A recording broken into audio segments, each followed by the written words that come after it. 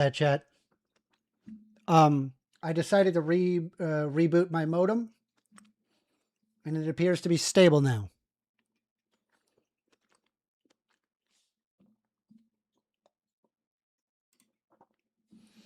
All right. Well, I'm going to close that Discord call, and we're going to keep playing music. We are still taking calls. Phone numbers 202-998-5218. I apologize for the weird internet outages we've been having, but we're back. Where's my restream? Let me open up restream. I need to be able to see the chat.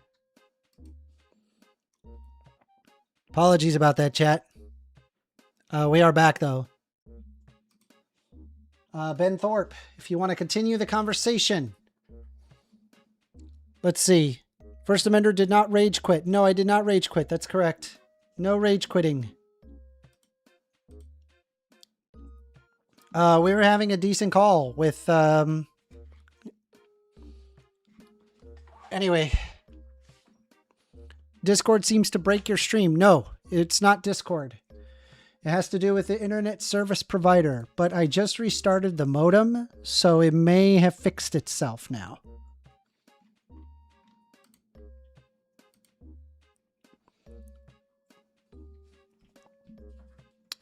Let's see. Golfing Fan says, the U.S. is about to trade our soldiers for oil. I mean, we've done this before, right? Like, this is not good. Not a good situation.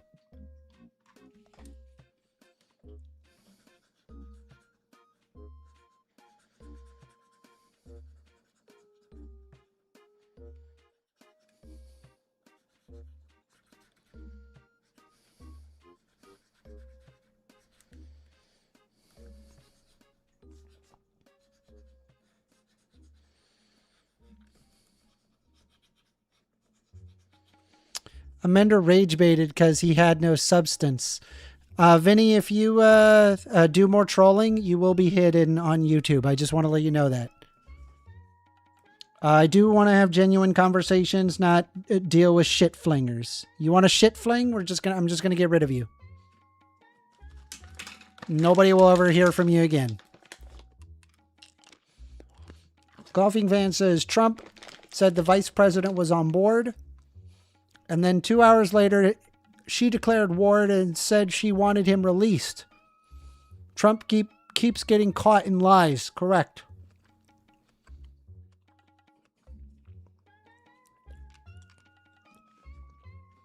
The USA has done this before, and we never get punished. I'm so tired of the U.S. involving itself in unironic imperialism. We are the bad guys here. Trump supporters, the only way that they're going to be able to justify this is if they say stealing is okay.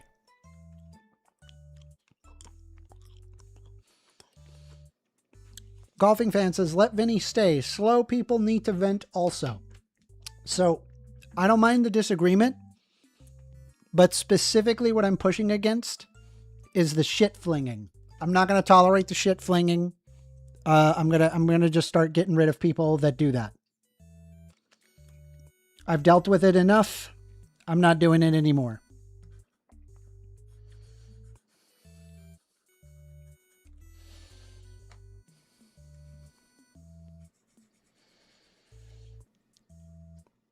Vinny Consolini says, what has the U.S. ever done to destabilize Venezuela? Given how many Americans have died, I'm cool with stealing some oil. Okay, so yeah, so just in reality, you're not okay with the rule of law. The rule of law is no longer a thing. Stealing is okay. Now I got a question for you. Was what Somalis did in Minnesota bad regarding the daycare situation? Was it bad? I just want to make sure that you're like logically sound here, right? That you're entirely consistent in your worldview here, because now that you say stealing is okay, then you should be okay with this, right? Logically speaking.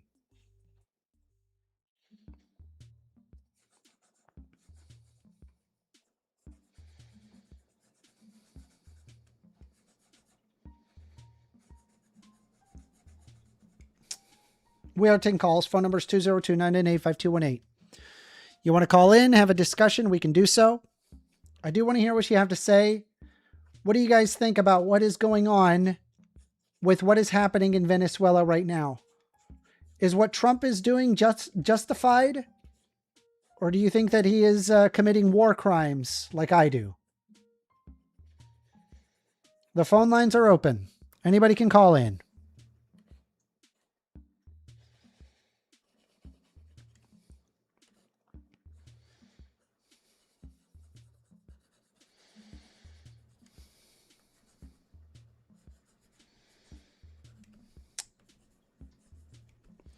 Guys, like my gem I'm working on?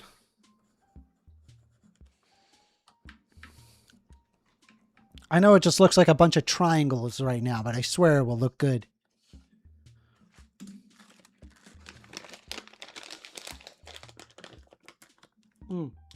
Jelly beans. What 2118 says, send in the social workers. They will fix it with a group chat and a big hug. Well, I just want to be clear, right? Like,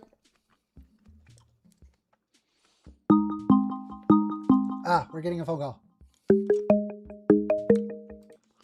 You're on the line, First Amender. Yo, Amender, this is Flashy. Just calling back Hey, to ask you something real quick. Sure.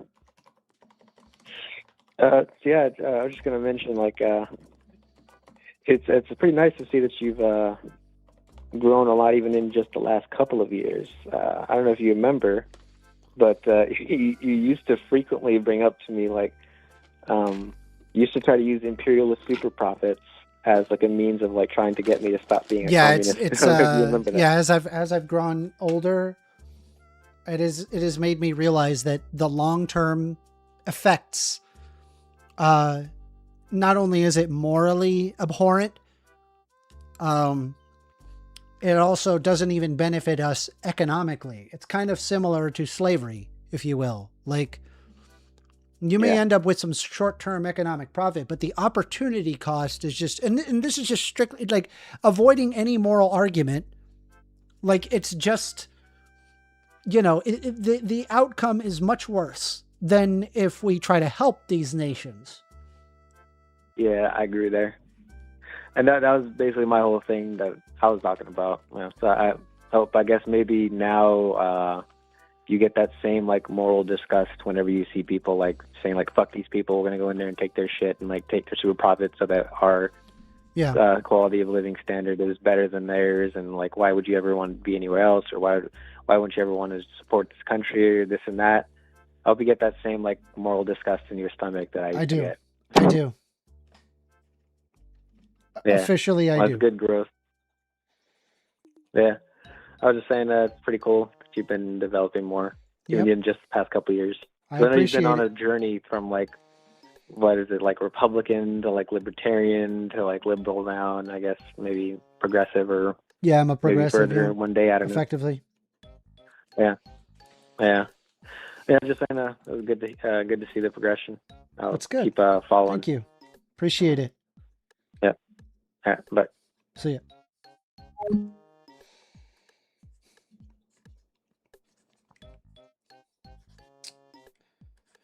Flashy is right. I have changed my position on this significantly. I don't think that imperialism is the way to go, whereas I used to justify it. I cannot justify it anymore. It is not justifiable. By the way, if you guys have not hit the like button, hit that like button, please. And if you're not subscribed, subscribe right now. Hit that subscribe button. I am 6 subscriptions away from 1,000 subs. That's huge. This YouTube channel has grown so much, and I'm really excited.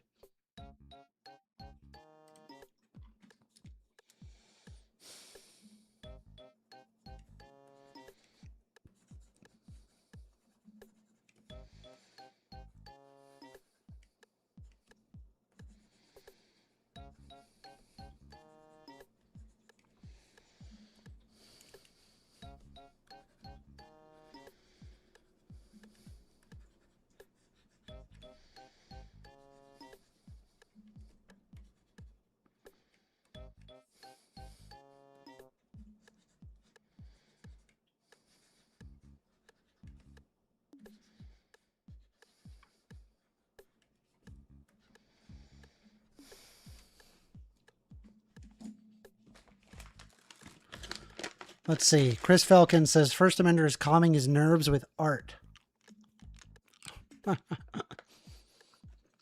Pretty funny. We are taking calls, by the way. Phone number is 202-998-5218. Call in. I do want to have a conversation with you. What do you guys think? Do you agree with what the Trump administration is doing? Or do you think, is it justifiable in your mind? Is stealing now okay?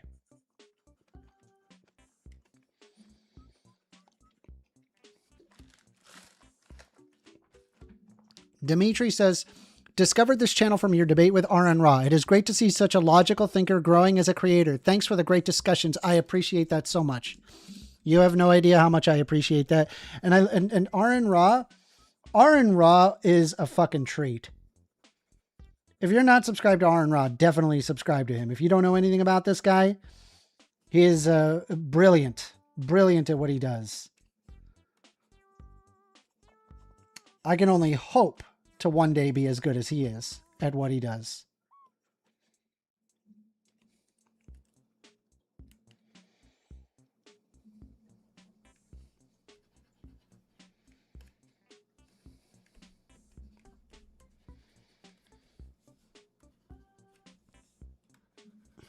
Now we are still taking calls.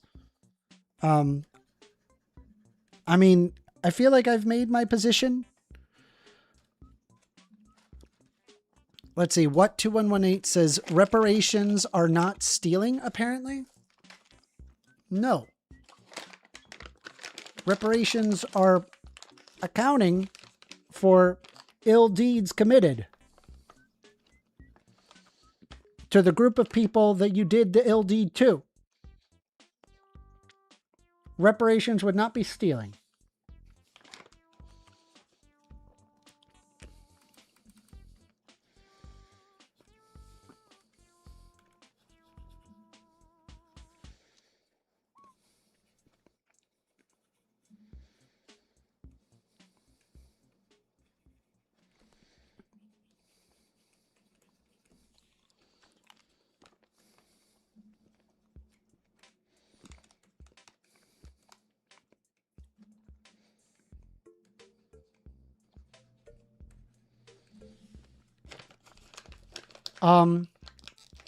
William W4G says, oh, you're back.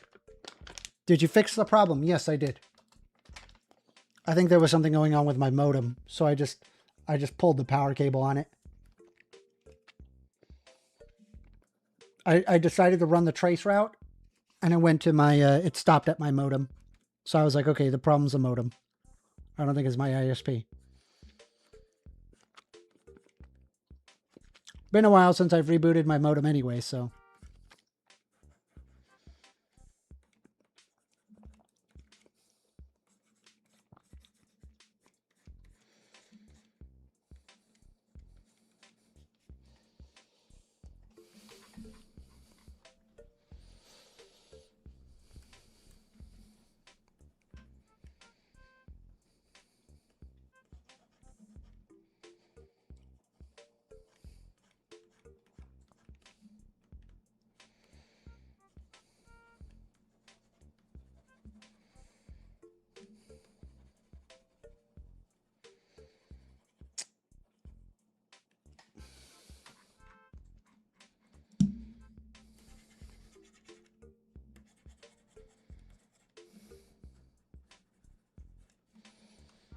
I feel like that should be like a red color.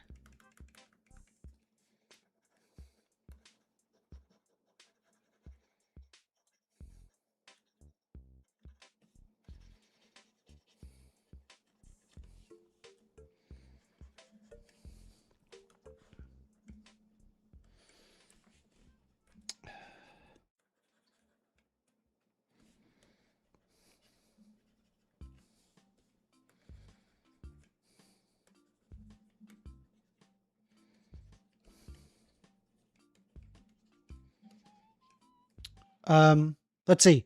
Flashy says, for once you get a debate partner who can carry his own weight with Aaron Ra. Is fabulous. Golfing Fan says the U.S. does not have an oil company.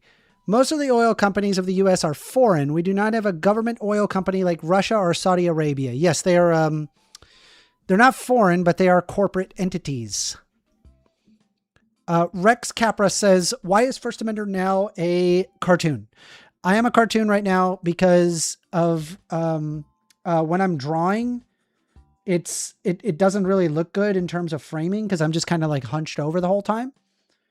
And so the solution is I'll just be a cartoon.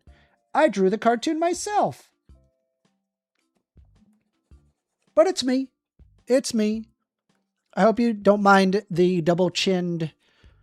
I mean, I could probably do another one. Maybe make another cartoon. I don't know. I think I'm fine. AWOL Thought says, does this picture a giant crown? So, this has got a lot of lore to it.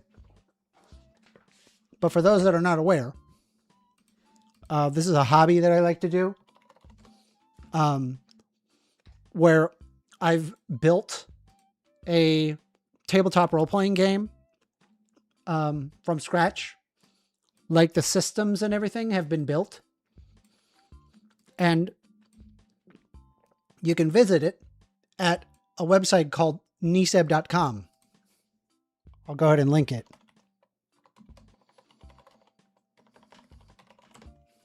That's it right there.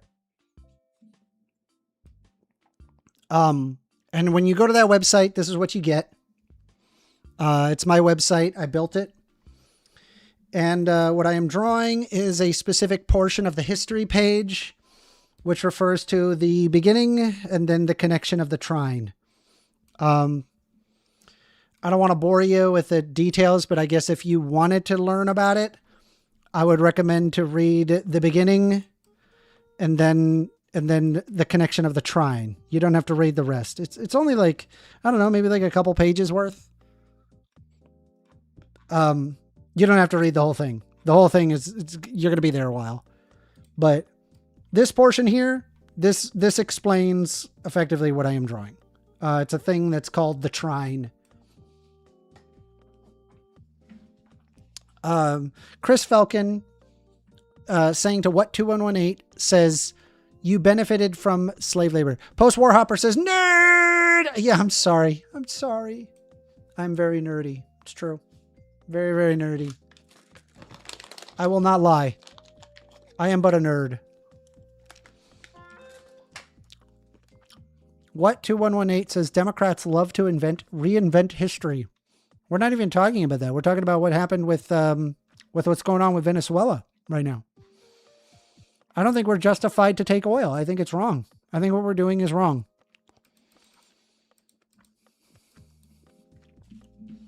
All right.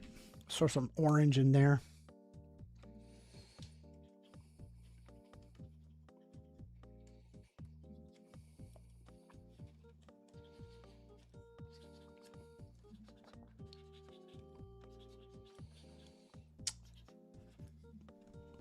Post-War Harper says, I dig it. If you want, I'll read it to you. Do you want me to read it to you? All I need is... here, I'll tell you what. I'll put a poll. I'll put a poll.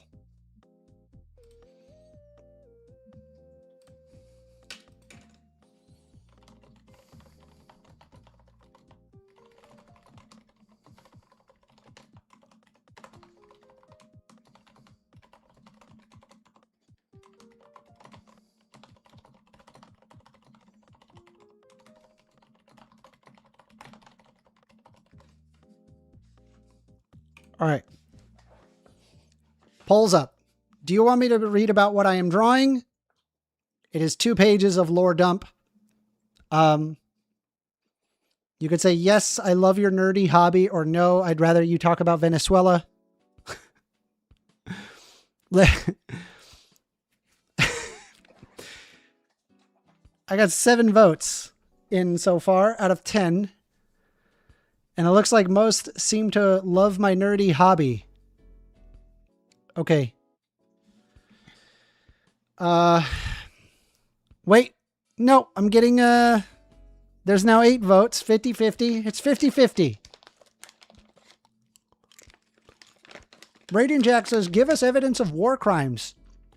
Going to a sovereign country and capturing the president and then saying you're gonna de facto rule that country and that you're gonna take their oil?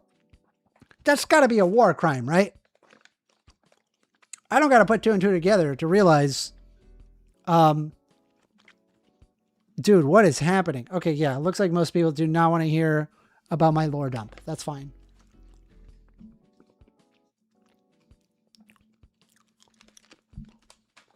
You have been spared the lore dump.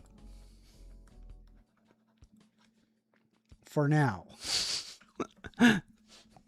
Wait, now it's 50-50. What is happening? Make up your mind, chat. It's 50-50. Post-war Hopper says, I just noticed your avatar shirt. Do you like it?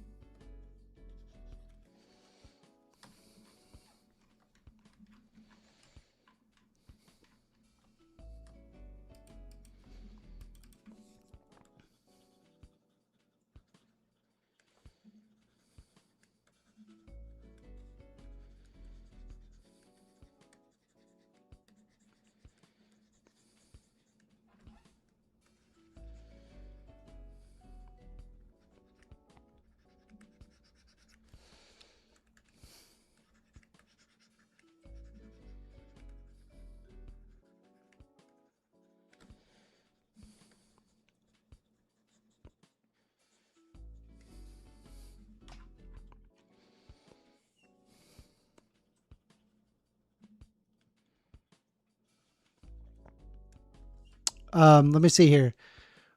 Yep, still 50-50. I need to get a solid definitive if I'm going to do it. If you want to hear it, you better hit yes, I love your nerdy hobby. But it looks like we got 12 votes and there's only 9 people watching, so I think everybody has voted. Yeah, we'll end that for now. I guess we'll not talk about it. It's fine. Let's see. Rex Capra says, do you think Marco Rubio is going to govern Venezuela temporarily? I mean, that is what they're saying they're doing, right? They're literally saying, hey, that's what we're going to do. AWOL says, I wonder if Ursa's political points of view would be obvious in the flavor of his writing, fiction-wise. Listen, did you vote yes or no, AWOL? Did you vote yes or no? I feel like you would vote no.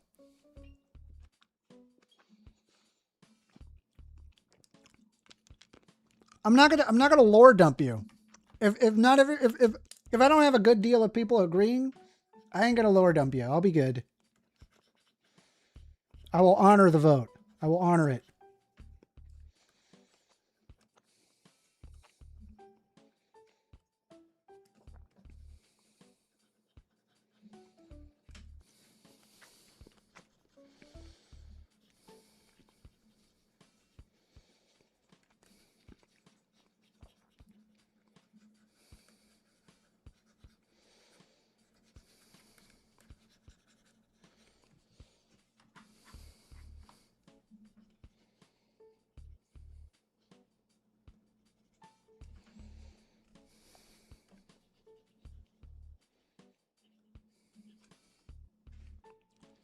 Let's see. Let's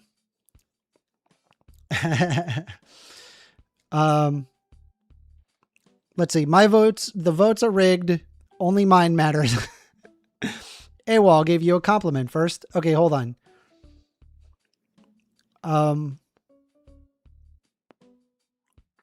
I voted yes because I am also a nerd. Oh, yes. I don't give a damn about the books you read, nonfiction, but I do love sci-fi and fantasy. Okay, now listen. All right, fine. There's 9 watching now. We'll do it one more time. We'll do it again.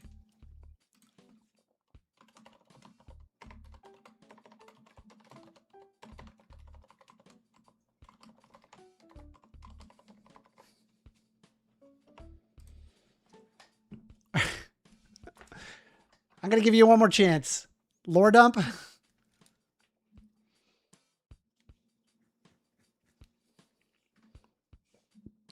Lord. y'all are now curious. Oh my God. Oh my God, it's overwhelming. Okay. All right. We're going to do the lore dump. Okay. Did it start a new stream? It started a new stream because I lost connection for too long. Let me look. Manage live. Yeah, bro. It like split up the stream. That's wild. Okay. Here comes the lore dump. All right. Here we go. Lore dump coming.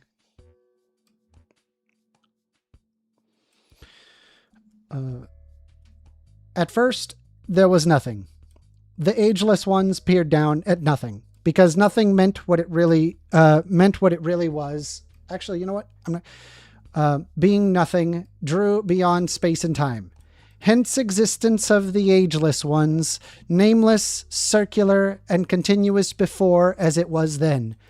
The ageless ones wished to end the circularity of nothing, in that it does not begin and it does not end, but merely exists as its own property independent of time and space. It began by creating a canvas, a nameless one thought, to create a loop exiting the circularity of nothing. In the circular thought as it once was, as it had remained in the circular loop of nothing, let there be a canvas for the ageless ones to compose and paint. The ageless ones peered at this circularity, for it had been infinite and circular, creating a loop, an exit of interest to them. They stared at it with no splendor, for the canvas had been created before. Just as things were created by the loop, the circularity created it again ad infinitum. I swear this does, this will make more sense as it goes on. Each canvas represented a universe not of nothing without space and time, but with something, and finite, with the patterns fitting each ageless one's circular desire. The planes came, one by one, where millions of eons of planes passed at the moment of an ageless one blinking to peer at the timed and finite novelties. For it was created out of the circularity of nothing. There the patterns inside each plane spread, and some were appealed to the ageless ones and some were not, and not worthy of notice.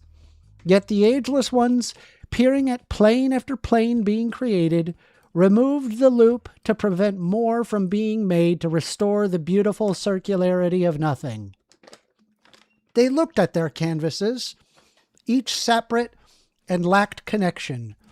They looked at each one and found each yearning for the attention of other planes, not out of the need of each plane, but out of the need to the appeal of the ageless ones. For the planes knew not of any other plane, only the patterns had knowledge of themselves. They knew not the need for connection, but the ageless ones could see a yearning. So the ageless ones wanted to seek to right the wrongs, not out of justice, but out of appeal. They found the planes visually and auditorily appealing, seeing that it was finite, limited, and therefore precious.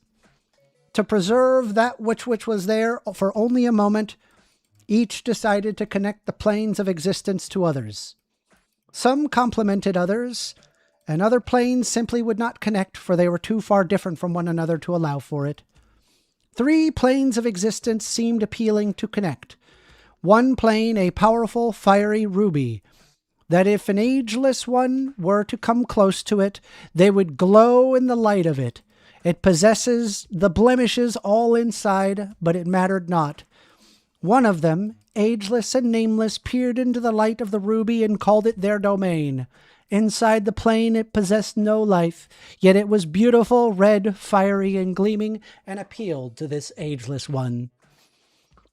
There stood another ageless one, finding more interest in another plane for its beautiful splendor.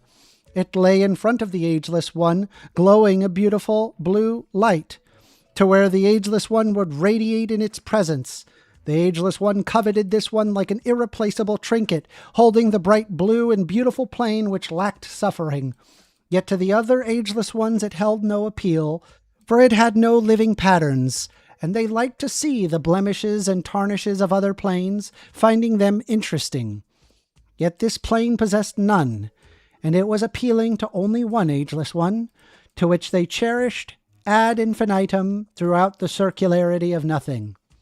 One other ageless one peered into the plane that looked like an alexandrite, both fiery red and a magnificent blue, depending on which way it was turned. And this ageless one awed in splendor at such a sight. It cherished this and loved it with great joy. Yet it had no living things. The patterns inside the stone alone were enough to bring delight to this ageless one. Yet this one peered at the other two, finding that the alexandrite was both like the fiery red, and when it was turned, a magnificent blue. All three ageless ones in infinite wisdom and glory decided to make a chain to connect all three. There they rejoiced and peered at the grandiose chain of planes, connected with one another, one on the red on the left, one blue on the right, and the one in the center, depending on the way it was turned, red or blue. Yet each one knew, none of which possessed the patterns of life, but it mattered not, for it was precious. The ageless ones painted on their canvases the vibrations, the flaming pits, the beautiful clouds, the gravity, the lands. The red plane possessed beautiful, splendorous flame and pits of rock and ash which replenished itself. It increased glow to the ageless ones, which they found magnificent.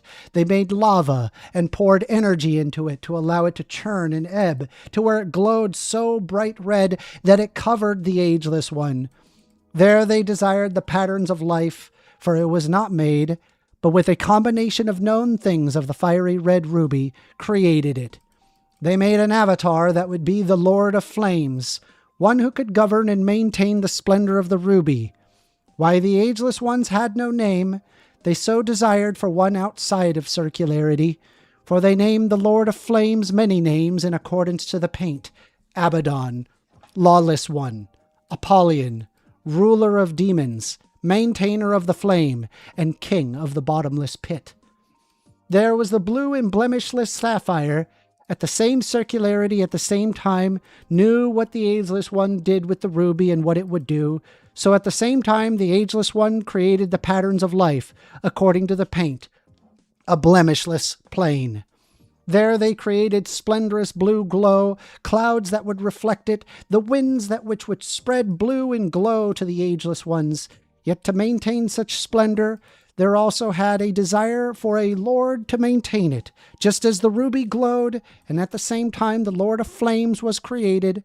They created the Lord of Winds, one who could govern, maintain, and increase the splendor of the blue plane, just as the ageless one who possessed the ruby at the same time desired to name the Lord which governed the plane. They named it many names: the Lord of Winds, the Giver to Hosts, the Provider, the Almighty, Tzidkenu, the Ruler of Angels, and Elohim. There the one with the alexandrite, peering at the two who created, and at the same time, saw the ageless ones with the sapphire and the ageless one with the ruby had created. Within the same moment, it had saw what they had made and desired to make its own creation. Yet it did not care for one who would command, for it was not necessary. The chains that connected like a silver thread from the ruby to the sapphire were enough to them. For through the splendor maintained by the Lord of Winds, and the ferocity maintained by the Lord of Flames, the alexandrite on its own glowed with enough intensity that satisfied the ageless one, possessor of the alexandrite plane. So they created a land in the plain resembling the Alexandrite, to where they learned from the ruby and the sapphire that it could be of wind, of fire, and something in between. Land was made. Alongside it, poured water to quench the thirsty land, and the things to crawl out onto the land. And there in the land lay between fire and wind, beautiful as the land tunneled through the seas and through the skies. There the Ageless One thought, if there be no ruler, allow there to be animal. The animal from whence the oceans came and into the land in a succession, in the moment of a mere blank, that there were many creature abound of many types, some eating one another, some helping, some ignoring, some who loved the land, some who loved the waters, and some who loved the skies. This brought splendor upon the plane of balance, the plane that when moved would turn a fiery red or a sky blue, depending on which way it was turned, was most beautiful in balance and in between. So the Ageless Ones left it in there in the plane of balance on a chain to complement the other Ageless Ones' planes, each of which connection by a thin silver-like wire to create what was then known to none other than the Ageless Ones as the Trine. A crown of silver-like thread so beautiful none would dare wear it.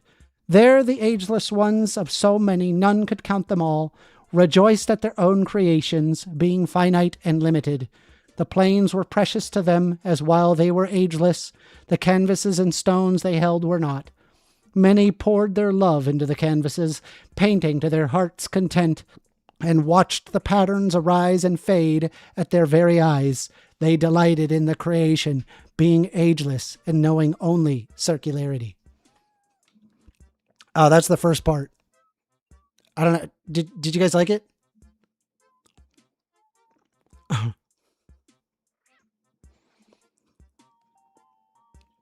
I hope you enjoyed that. We are still taking calls. Phone number is 202-998-5218. If you're not calling in, call in.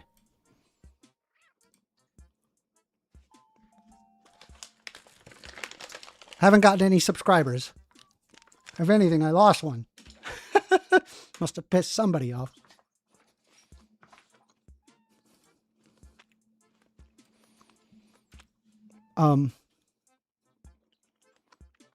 Bobo says, yes, I loved it very much. Amender. AWOL says, first, if this was a video game opening, would you be excited for the rest of it? Probably not. This is the beginning.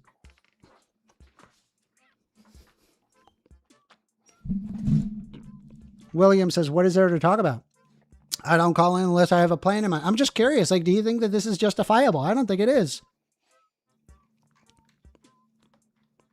Bobro saying, subscribe, mothers.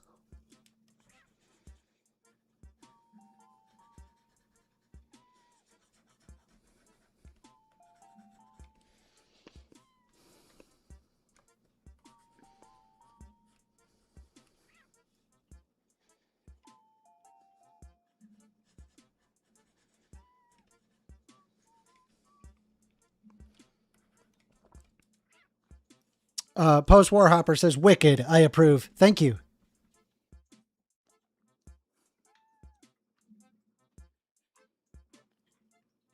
The connection of the trine refers to the other planes of existence that are all connected to the trine, and the reason of the trine. But anyway, you could see the connections here, and the sapphire will be here, of course. It makes sense.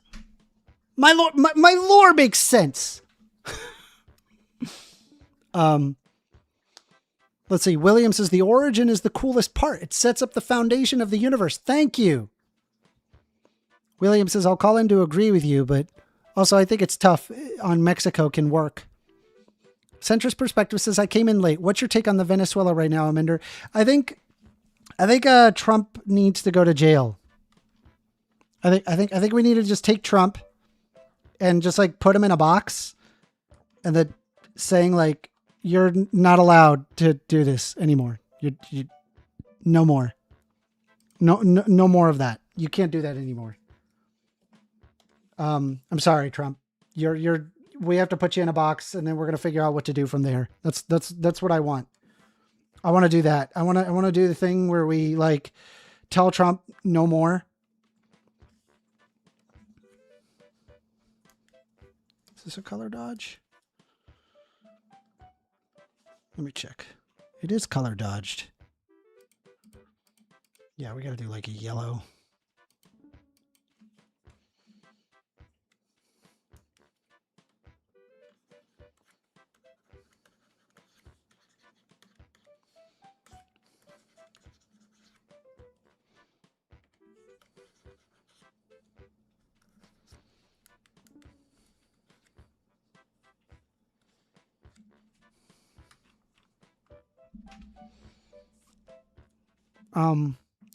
Dimitri says, I'm not sure who's in their right mind would say Trump's actions are justifiable, but that's just me. I completely agree.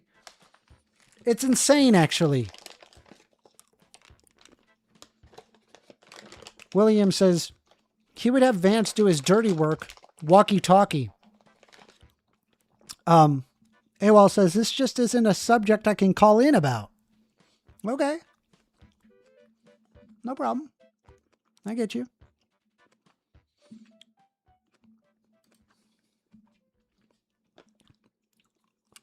It's sad that, by the way, if you guys haven't hit that like button, you may want to hit that like button because the stream had to end. A shame that had to happen, but it did. All right. Well, that's a beautiful portion right there. Let's get some very darks and just get to work on my mixer brush here.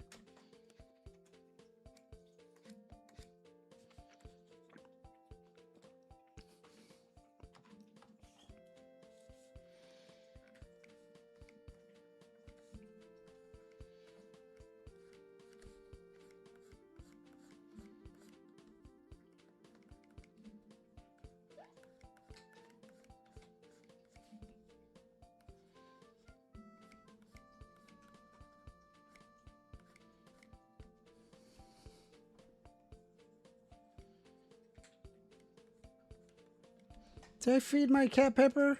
I gotta feed my cat Pepper. Give me a sec. I'm just gonna put some food in her bowl. Let's see. AWOL says, well, your world building and your visuals are both excellent and just like the goblins you were doing a few weeks ago, but I'm curious how someone with your mind would state survive that world of your game. Well, it depends if you're a natural born or an unnatural born in my game. If you're a natural born, it would be very dangerous. If you're an unnatural born, then the world is your oyster. Golfing Fan says the UN had called for an emergency meeting. Now China is saying that they should take out Taiwan's leadership. The Geneva Convention states a nation cannot target the leadership of another nation. Yes. Yes. Put him in jail. Put him in jail. Raiden Jack says, from what I've read, very little civilian infrastructure was destroyed and only equipment like anti-aircraft systems, radar, etc. were destroyed prior to the capture of the Venezuelan president. So, Raiden, I'm not against stopping Nicolas Maduro. What I am against, however, is the fact that we're going in and taking their oil. We're just stealing their stuff.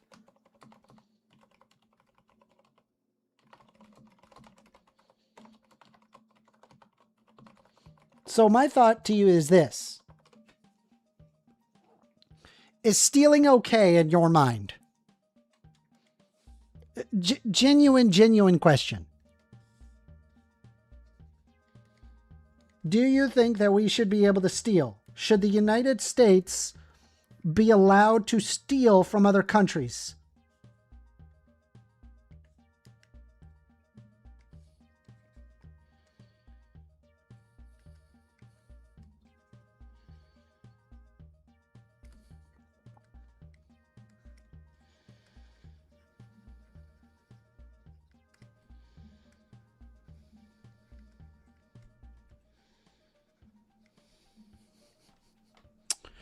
Centrist Perspective says arresting his wife on U.S. soil is where I'm iffy on. Like, she's a civilian, even though he's a dictator. It's weird.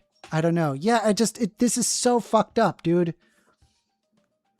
Listen, if you were upset about those Somali people stealing taxes, if you were upset about that, you should probably be upset about this.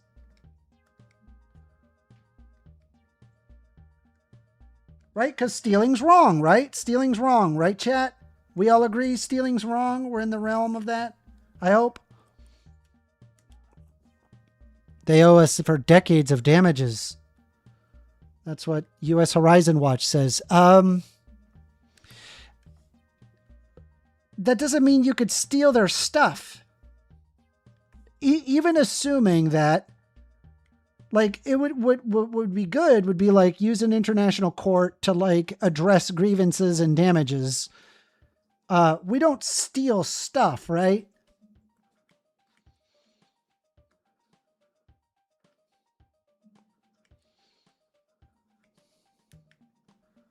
I just want to be clear, right? Let's not steal people's stuff. Even if I presume damage, even if I presume that they owe us money because of damages or whatever, we probably shouldn't be stealing their stuff.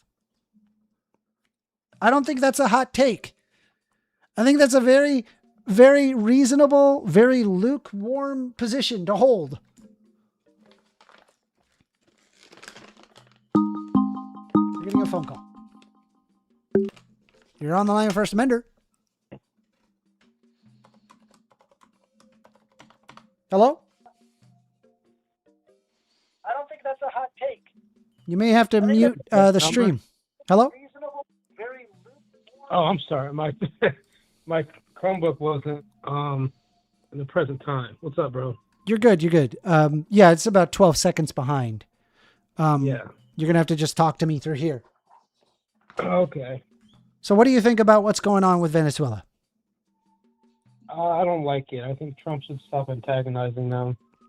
It's not really benefiting the country at all. I agree. Did you vote for Donald Trump? Not this time. 2016 I did. Okay. He lost me a while ago.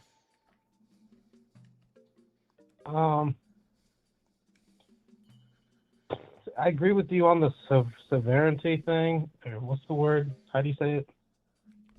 The severity thing? Sovereignty? Like, you don't try to control other countries. It's their people's job. I agree. Yeah. I don't know how to say that word. Sovereignty. Yeah. It's a sovereign country. Right. I think we can protect the border, but we shouldn't use like big military missile strikes. Shouldn't be overkill. But I don't think they should go into their country. I think that'd be inappropriate. I couldn't agree with you more. I'm glad that I'm listening to more people that are also sensible. Yeah. And you said is stealing wrong. I think it's usually wrong, but I think sometimes it's okay. But that's only because of other wrongs that happened. You got to balance it out. So you think, like, let's say if like one guy wronged you, then we have a right to steal from them? Only if it's like a cerebral way, like if he's the reason I'm poor or something like that. Or if he took something that was mine and then he... Like, I mean, I would, like, here, the way that I look at it is, hey, you should go to a court, address grievances. If somebody had wronged you in a way to where you can receive compensatory damages. And if you're talking about a country in another country, you know, maybe addressing with like an international court is the move there. As opposed to just walking in and just taking their stuff. Yeah, international stealing is inappropriate. Okay, cool. Cool. We're at least morally aligned in that sense. Get oil. They don't need to keep repeating the same mistakes. I mean, yeah, we did do this under with Iraq, and it's like, was that beneficial? Did that really help us? I don't think it Yeah, did. neocons annoying. So I joke around because if I don't joke around, I'll get mad. Yeah, no, I'm with you. Neocons. What? I didn't think the neocon thing would even be back. But it's like now it just appears like, yeah, we're neocons. I thought Trump was more chill until he wasn't. He got mad. I never thought Trump was chill. I was concerned because I was like, this guy's an idiot. I think he was masking his elitism and pretending to be on our side. Yeah, no, for sure. I mean, but then again, if you paid close attention, you would know that he was always this way. Yeah. But most people don't read. Who is this Nicolas Maduro guy? Is he an innocent man? No. Oh, he's a bad guy. He Yeah. just shouldn't be. No. I mean, no one is arguing whether or not Nicolas Maduro is like a justifiable human being. He's committed for like war crimes and all sorts of horrible things. I still feel that it kind of misses the point, which is we don't steal from countries, right? It doesn't matter if like whoever the guy is bad and that the guy who's benefiting, is bad. That's not my concern. So he's like that Gaddafi guy. Gaddafi? What about Gaddafi? Yeah. He's not as bad as him. They've done stuff like this before. Yeah, no, I don't think he's as bad as Gaddafi, but he's still a pretty bad guy. Like I'm not gonna, pretend like he's a good guy. He wasn't. If they're killing people that aren't that good, but still don't need to kill them. Mm-hmm. I think wasn't Gaddafi trying to redeem himself? I didn't catch your name, by the way. William. Yeah, the same one that's in the chat. Appreciate you calling in. Are you subbed? Okay. Well, you want me to hang up? No, I say, are you subscribed? I am subscribed. Thank you. Appreciate it. William and my Blade. Yeah. So you got double subscribed from me.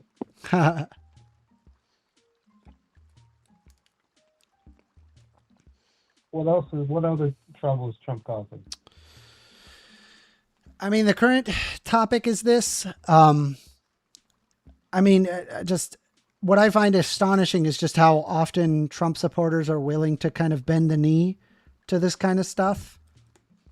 And it's like, it couldn't be clearer just how morally abhorrent this really is. They pretend to be anti-establishment and they just cut to whatever the neocons do.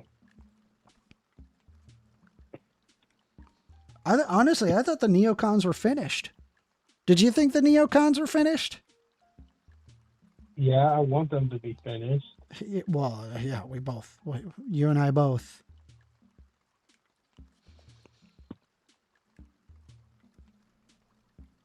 They just make everything black and white and just get mad and pretend to be tough guys.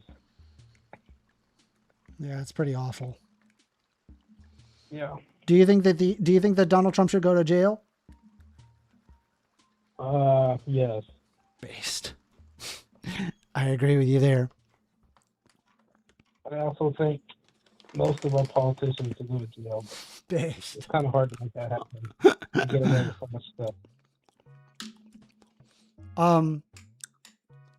So the centrist perspective said, where is the line of us going in and stopping dictatorships is the question. So the answer that I have for that question is simple. I'm not against stopping dictators or going out of our way to oust dictators. The part that I have a hard time with is the fact that we steal their resources after the fact. That's what I'm concerned with, right? Like, great, you stopped a bad guy, but you're kind of going a little bit beyond when it's like, okay, let's take their shit. What do you think? That's a good question. What is the line If the U.S. itself, let's see, where is the line of us going in and stopping dictatorships? That's tough for me. I'm usually anti-war, but I do think we should do something about Israel. Well, you won't find me disagreeing with that at all.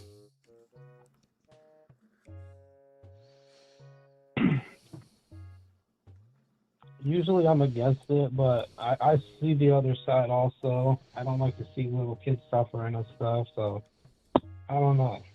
That's a tough one for me. Fair enough. I'm mostly anti-war. U.S. Horizon Watch saying, drugs are a global problem. I agree with you. We should do what we can to stop drug proliferation. But does that mean you could take their oil? I swear, it's wild to me. I agree that it's like. Do you find it weird that it's like you have these people that are saying, "Hey, look at these Somalis. They're stealing. You know, there's a giant tax scandal in Minnesota." And they're stealing all of the tax money, and then in the very next breath, perfectly okay, if the president decides, hey, we're going to steal from a sovereign nation. Where's the morals? I thought I was supposed to have the what is it? The subjective morality. I think the parties flip all the time. Yeah.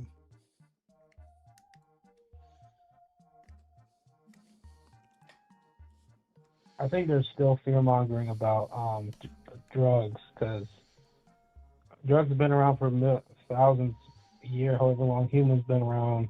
I don't think all of a sudden they're just. I mean, I'm not going to say there's nothing new under the sun, but a lot of things we think are new problems we've had them for a long time. Yeah, in terms of like the drug war in general, the way that I see it is that we need to go away from the retributive approach and go in favor of a more rehabilitative approach. Realize that, people being addicted to drugs is an illness to be cured. Yeah. Right. Rather than, hey, let's throw them in a box and throw away the key and then forget about them. Yeah.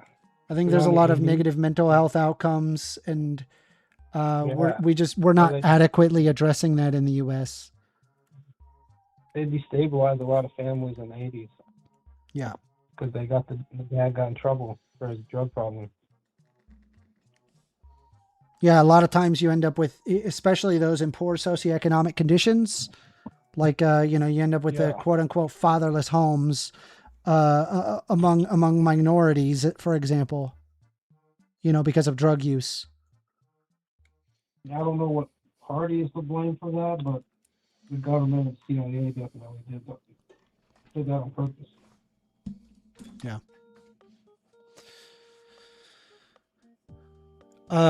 Let's see. U.S. Horizon Watch says we are going to invest billions to rebuild and upgrade infrastructure and offer people sovereignty. The oil is payback for the investment.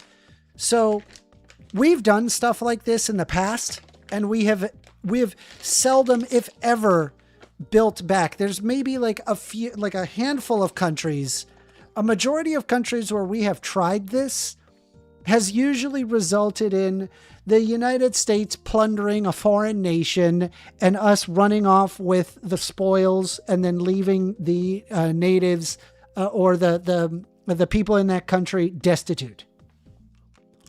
That's what happens. And it happens almost every single time. There's a very small handful of countries where the opposite has happened. And I feel like it has more to do with luck than it has to do with actual impact. Yeah, what do you think of Trump making it so people on food stamps can't buy junk food with their food stamp money?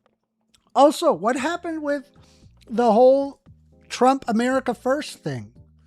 I thought the Republicans were all in favor of America first, and now all of a sudden we're all about nation building fucking Venezuela. Why? Why are we nation building Venezuela? To be nation building the U.S. It's fucking ridiculous. It's how to get our shit together.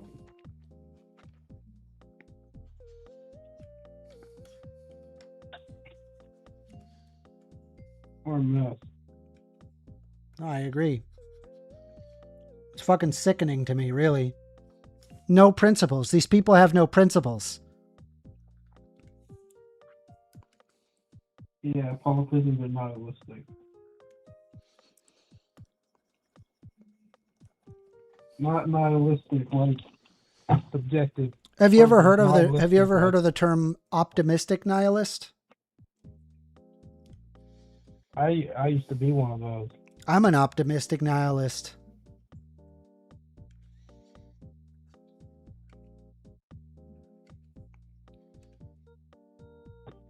Yeah, I like nihilists as long as they have some kind of morals. Oh, yeah.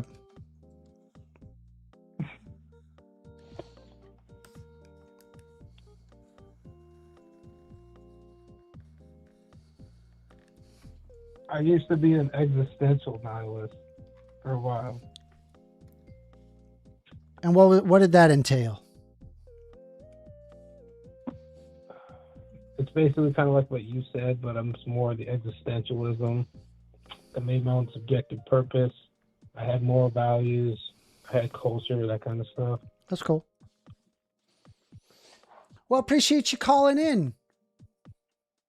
See you later, buddy. You have a good Nice day. seeing you again. You're on the line with First Amender. Yeah, I'm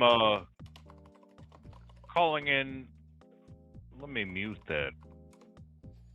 I heard you say that rehabilitation for drugs, that's a good thing, right? Can I get your name? Yeah, Pistol Pete. All right, Pistol Pete.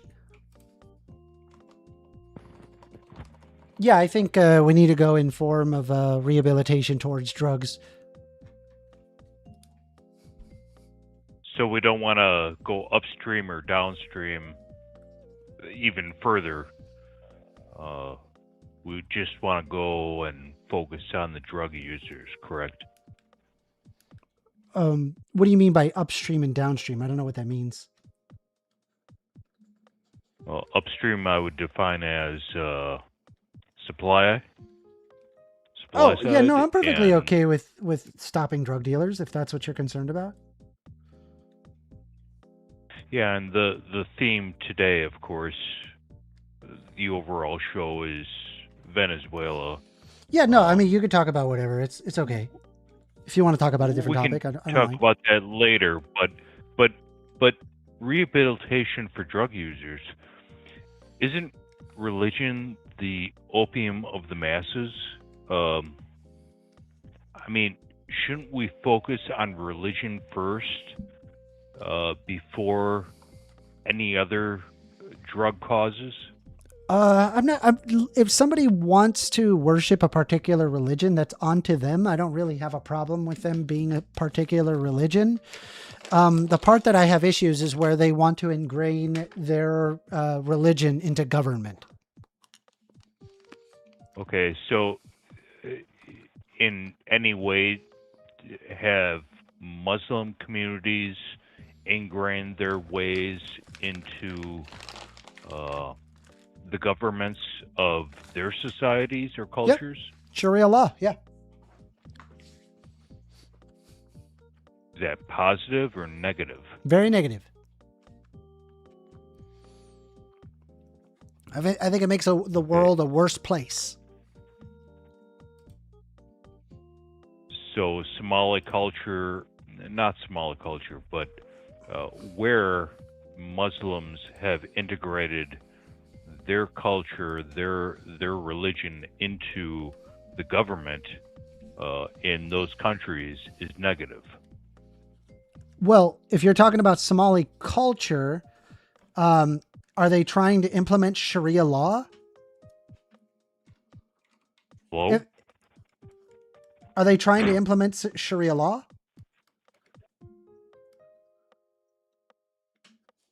Am I breaking up? I'm sorry, say again? Hold on, I must be breaking up. Hold on. You were a little.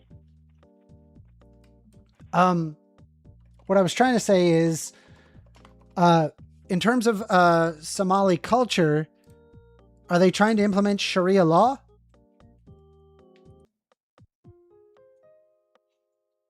I can now, but I Okay. heard no response. No response. Yeah, my apologies. We're having internet issues. Yeah, I mean, like if the Somalis want to implement Sharia law, then yeah, I would have a problem with that.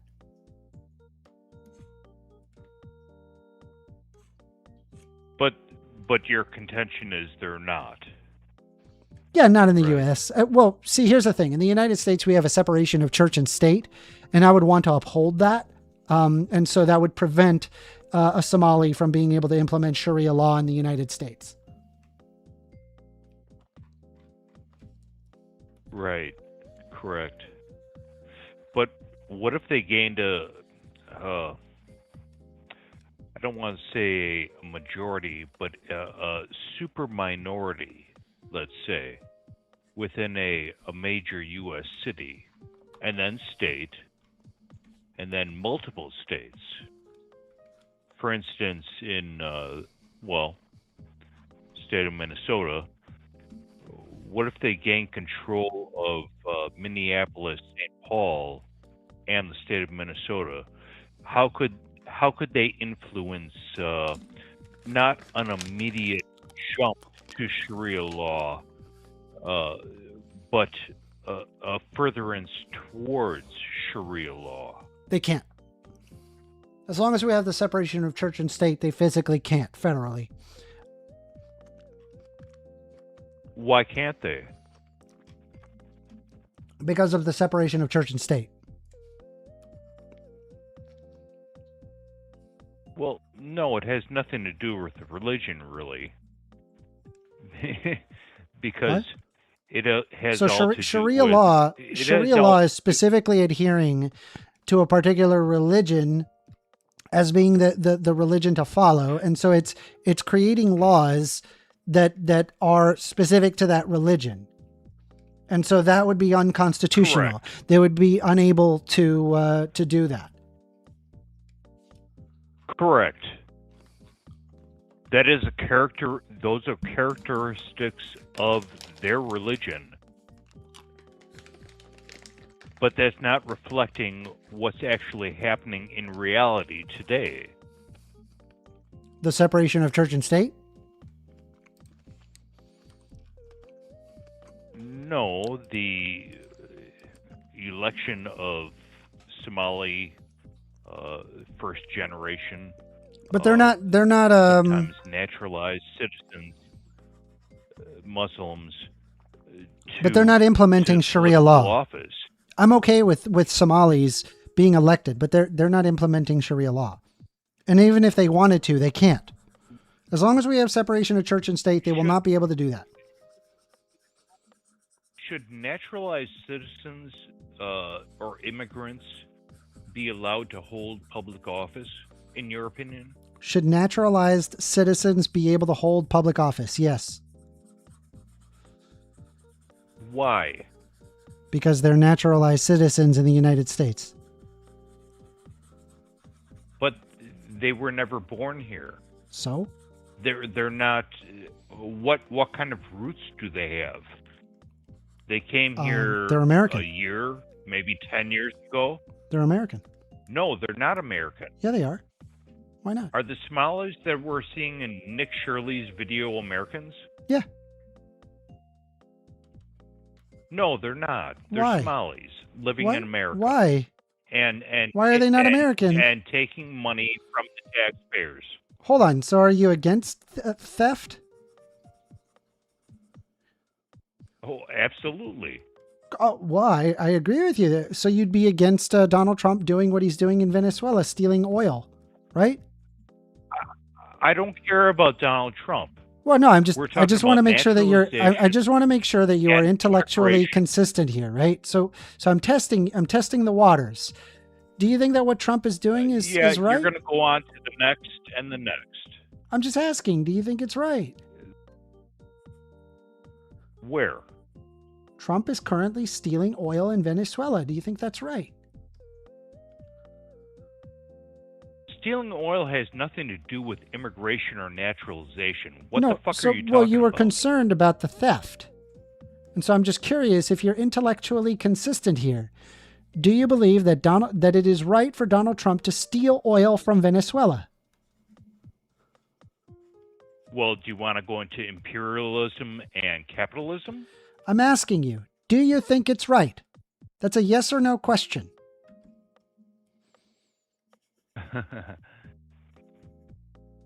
Donald Trump is righting wrongs that Maduro and socialists, communists wronged. So it's okay to steal as long as they're socialist or communist? Absolutely, because communists are not real people.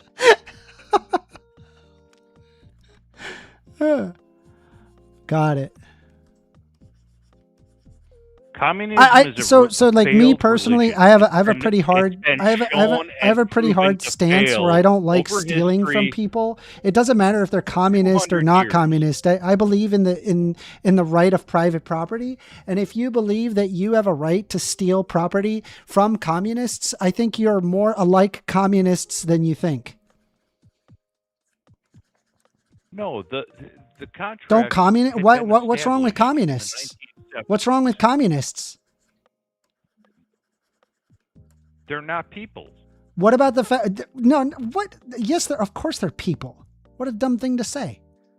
No, they're not. Just because you disagree with somebody doesn't mean that they're not people, you fuckwad. Are Jewish people real? Yeah.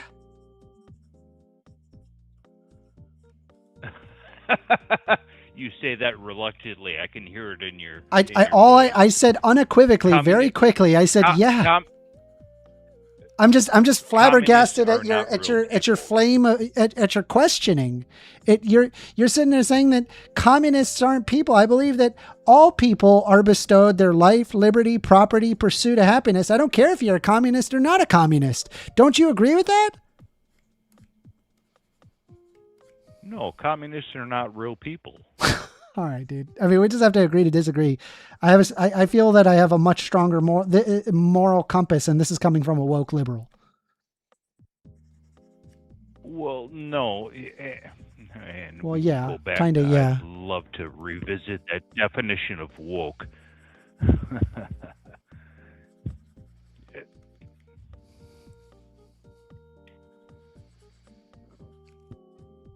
Why are you hiding your face now? I'm not hiding my face. I'm just drawing. Because I'm drawing, I'm often hunched over when I'm drawing. Yeah, I'm telling you, it's because I'm drawing right now, and you can't really get a good angle when you're just hunched over the entire time. Are your drawings? My mother was a painter. She worked in watercolors, acrylics, and some oils. It appears you're working on a computer. Do you consider your artwork to be your work or your labor?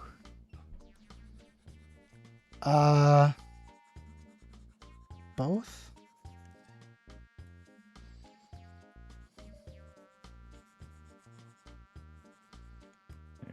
How is it both?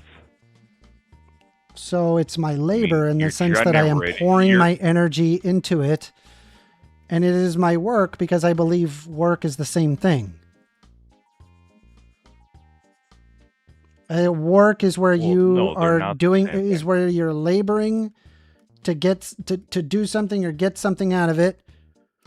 And so you're effectively doing the same thing. You're pouring your energy into something. Historically speaking, have there been differences between work unions and labor unions? I don't know.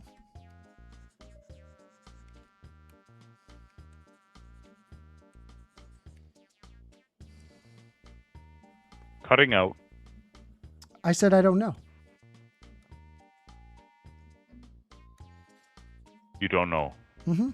And that looks fantastic, actually. Some kind of, I don't know, it's blue. Topaz? Is that blue? Yeah, it's a sapphire. Sapphire. Mm-hmm. My mother wore, what's the gemstone? It's not a gemstone. It's some kind of garnet. It's white with sometimes gold and inside of it. I have a question for you. So you said that communists aren't people, right? Sure. Right. So my grandma was is Chilean. She's dead now. She passed away recently. And South America, great. Yep. My parents come from Chile. Any ties to Argentina? No. We're Chilean. So what I was trying to ask is, my grandma, she was a staunch socialist and communist. She had a lot of communist ideals. She lived her life that way. She wrote books about it. She was an activist. So by your very definition, you believe my grandma is not a real person. She's not people in your mind. Well, I'm guessing your grandmother, is she still alive? No, she passed away. Yeah, she wasn't a real person. Okay, dude. That's wild. I'm sorry. I think people like you who have this kind of opinion regarding communists, like, don't get me wrong, I'm not necessarily a fan of communism. I think communism doesn't work. And I think there's better systems that lead to better outcomes, but that doesn't mean communists aren't people. I think when you like take away the labeling and you just start labeling people as not people, well, then the next step is put them in concentration camps. That's what that reads to me. Kind of like AOC did after the 2020 election. So are you now against it? Are you against calling people not people? No, I'm saying AOC and several other Democrats. I just want to make sure, right? Because like early, because you were saying listing of Republicans that needed re-education. Yeah. Well, you just said that my grandma was not a person. Hillary Clinton called for a re-education camp. Yeah, but here's the thing, right? Like, we're not talking about Hillary Clinton, and we're not talking about, and also you're just bringing up, you're just saying, hey, what about these people? That's bad, but you're doing the very thing. And I'm saying, yeah, what you're doing is bad. And then you're like, well, what about this other guy that did the exact same thing? That's bad. So then if you're labeling other people, then you should probably say that that's also bad, right?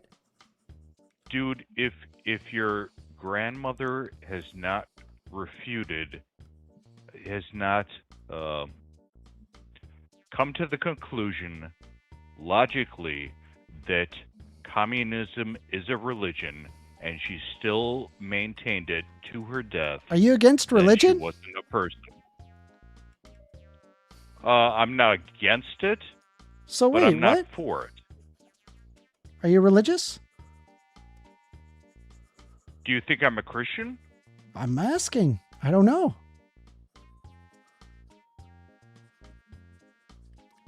Oh, boy. So I have to go find the quote. Have you had anything to drink? Well, of course I have. But my conception of religion and my idea of God comes from the Oversoul, from Ralph Waldo Emerson. Well, tell you what, right? Do me a favor. Make sure Go ahead. You watch this back when you are sober. Oh, I have. Do you think that you've come off as convincing? Well, considering you have less than 1,000 subscribers, and I saw a video with you and Andrew Wilson where he absolutely destroyed you. You're not gaining subscribers, as you stated earlier in this live stream, or the previous live stream that you canceled. Let me show you something. Go for it. So I initially started my channel, First Amender, with the intent of building up a website that I created from scratch called firstamender.com. It is now, I consider it to be a failed experiment. With that being said, this First Amender channel, I did not even take it seriously, as in, like, I probably uploaded maybe 5 or 10 videos total out of the several years that I had run it. I don't think I garnered more than 60 subscribers at the time, because it wasn't really my focus. My focus was just working on my website instead of the YouTube channel. So your focus and now is on and so making it was on money April. through Hey, Google. hear me out. Your focus is So on it was in making March. money Hey, through Google. hey, I'm talking. Is your focus So- making money through Google? Let me finish. So in March of 2024, I decided, okay, I'm going to actually make a YouTube channel. I'm going to actually work on, focus it as a YouTube channel. And ever since then, I've been steadily Every gaining day, subscribers grind it out. Daily every single videos. day. And I have been getting more and more people watching. You can see this month has been the most active month since starting this YouTube channel. And if you think that it's going to stop here, I got news for you, buddy. I'm going to the fucking moon. I promise you that. Mark my words. You will know it. I will go to the moon. You will see.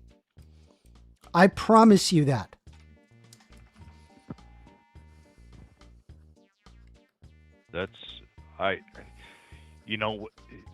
After the election of Donald Trump and the left's reluctance to look back on what they've done to themselves, I encourage that. Well, I encourage you probably not refer to people as not people. Just because you disagree with them. Well, your grandmama, I mean, bless her soul. She was probably a kind woman. She made great food. So do the Pakistanis. But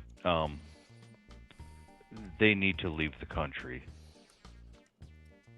I think if you're a citizen of the country, you get to stay. And I think that we should have simple way of being a citizen in the United States. We've kind of Why been not doing that for like a really naturalize long time, everybody? and I see no reason to not do that, I guess. Why not naturalize everybody? Right? Why not naturalize everybody? I mean, they're here, right? Let's just no borders, no walls, no KKK at all, right? No. I mean, I'm okay with having borders. I'm okay with like having checks and balances. I just think that there should be a simple process. Is it racist to be to consider borders, to consider immigration or illegal immigration? Is that racist? No. And what's the immigration process you prefer? I think that if we find a person is not a citizen and they're illegal, we should take them to and get them the proper paperwork to become a naturalized citizen. And if they're found to be like violent in their home country, then great, we could just deport them. Otherwise, they can stay. More paperwork and more judicial process before. No, it would literally be less correct? paperwork to do it my way. Well, what's I mean, an administrative injunction? How is that more paperwork than what you're proposing? I'm proposing less paperwork. It'd be easier. You're just saying it. No, well, I know it would be. Lots of countries do this, and it works. Yeah, so did Marx. I mean, I'm not the one labeling this people as not people. You might have more. Might have more to agree with Marx than you think. With the Marxists, maybe more of a Maoist, if anything. Right? Because he liked to label people as not people. Yeah, same with Pol Pot. Yeah. So why are you agreeing with these fucking Marxists? I'm the one disagreeing with the Marxists. Yeah. Yeah, the Russians, the Russian socialism or communism, that's now labeled as vulgar by the Western Marxisms. Isn't that correct? I don't know. I'm not a socialist. Well, you might not think you are. That's understandable. Well, I know I'm not. I don't agree with the workers' ownership of the means of production. Who should own the means of production? The private ownership of the means of production. And who are those private people? The ruling class. The ruling class? Uh-huh. I'm okay with people who have a lot of money get to run businesses and do that. Yeah, I'm not against it. Like your father? My father? My father's not ruling class. Does he own the means of production? No. Is he wealthy? No.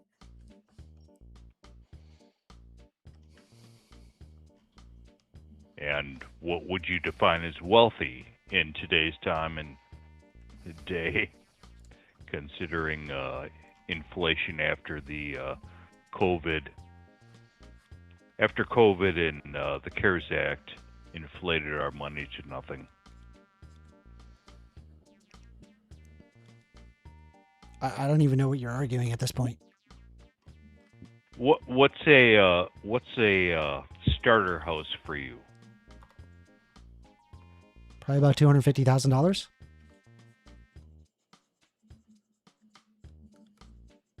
And how many of those are available? A lot. Well, it depends on what market, right?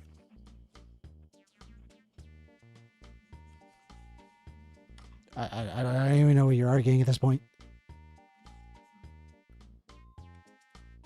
What's an affordable house in San Francisco? There is no affordable houses in San Francisco. What's an affordable house in Chicago or New York City or Atlanta, Georgia, or I don't know. Miami, Florida, or What's your point? Memphis, What are you Tennessee? trying to argue?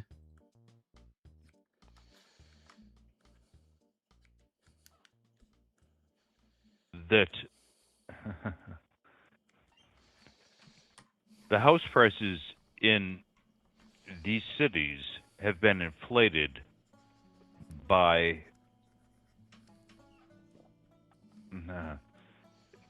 Democrat influence in laws influence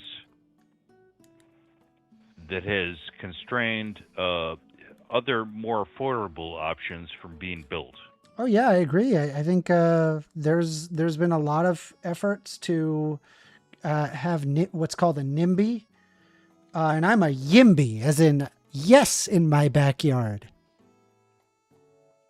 For nuclear too? I mean, we were just talking about houses. That has nothing to do with nuclear.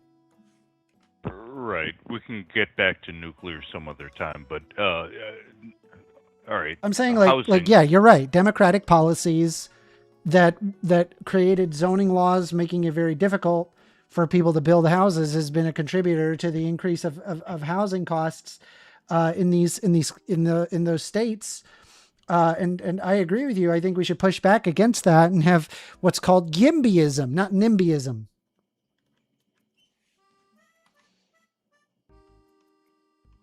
God,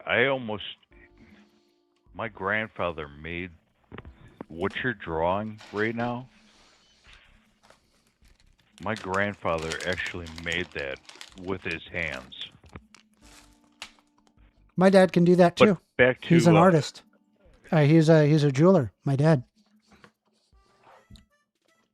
Iron worker. He's a jeweler. So my dad could make a tiara. Yeah. Jeweler. Mm-hmm. Okay. Well, that's an art, like I said. You learn that shit, and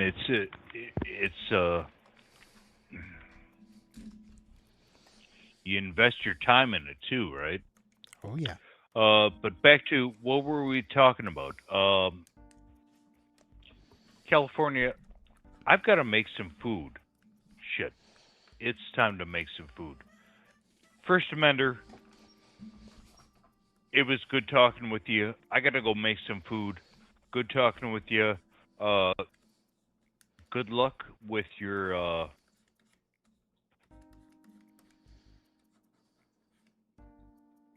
drawings, and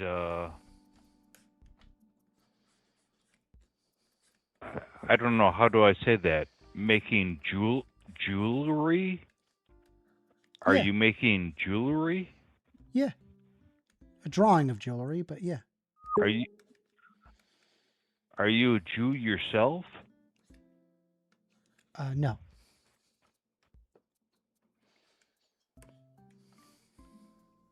But you got the drawings. Yep.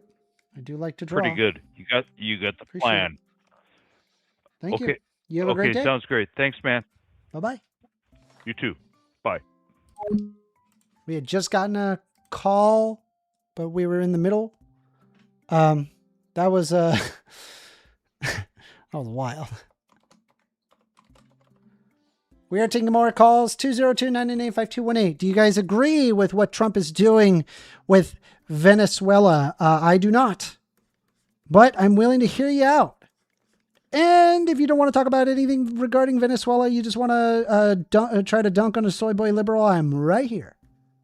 I'll hear you out. I'll hear out your conversation. You're on the line with First Amender. Hey, good evening. I guess I'll go with Bumpy. Can I get your name? Bumpy? Okay. Yeah. Bumpy. Can you hear me okay? I sure can, Bumpy. How you doing? I'm doing pretty good. Hope you're having a good day. First generation American.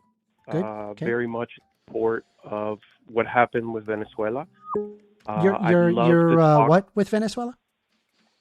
In support of Trump's actions in Venezuela. Okay. I am confident you have the other side. Uh-huh. And I'd love to just have an open conversation. Yeah. Do you think that Donald Trump should be able to steal? Do you think stealing is good? No, of course not. Okay. So Donald Trump going in and stealing oil, we shouldn't be doing that, right? That's in my opinion, a very basic surface level view of it. I'm just asking, here, you said stealing is wrong. And I agree, stealing is wrong.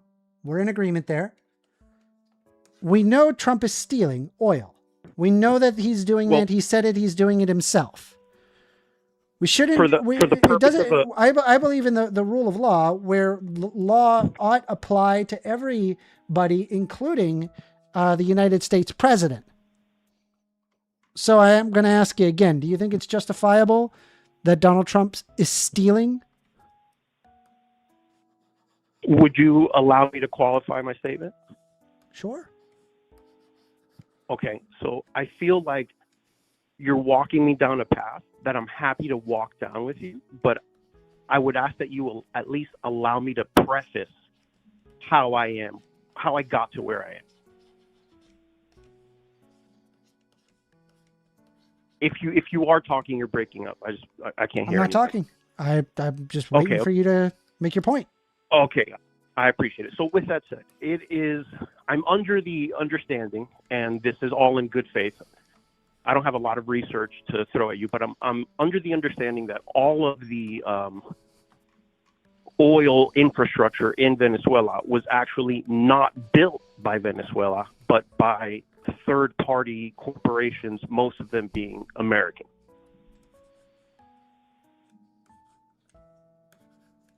Do you disagree that? I don't know. I got to look that up. But assuming that I am speaking in good faith, I'm not trying to deceive you. If that were the case, and then nationalization happened in the 70s, and these what once were private oil companies were taken from foreign companies without compensation and nationalized, would that not be the initial theft? And what's happening now is just the fruit of a poisonous tree. So let's take a look here.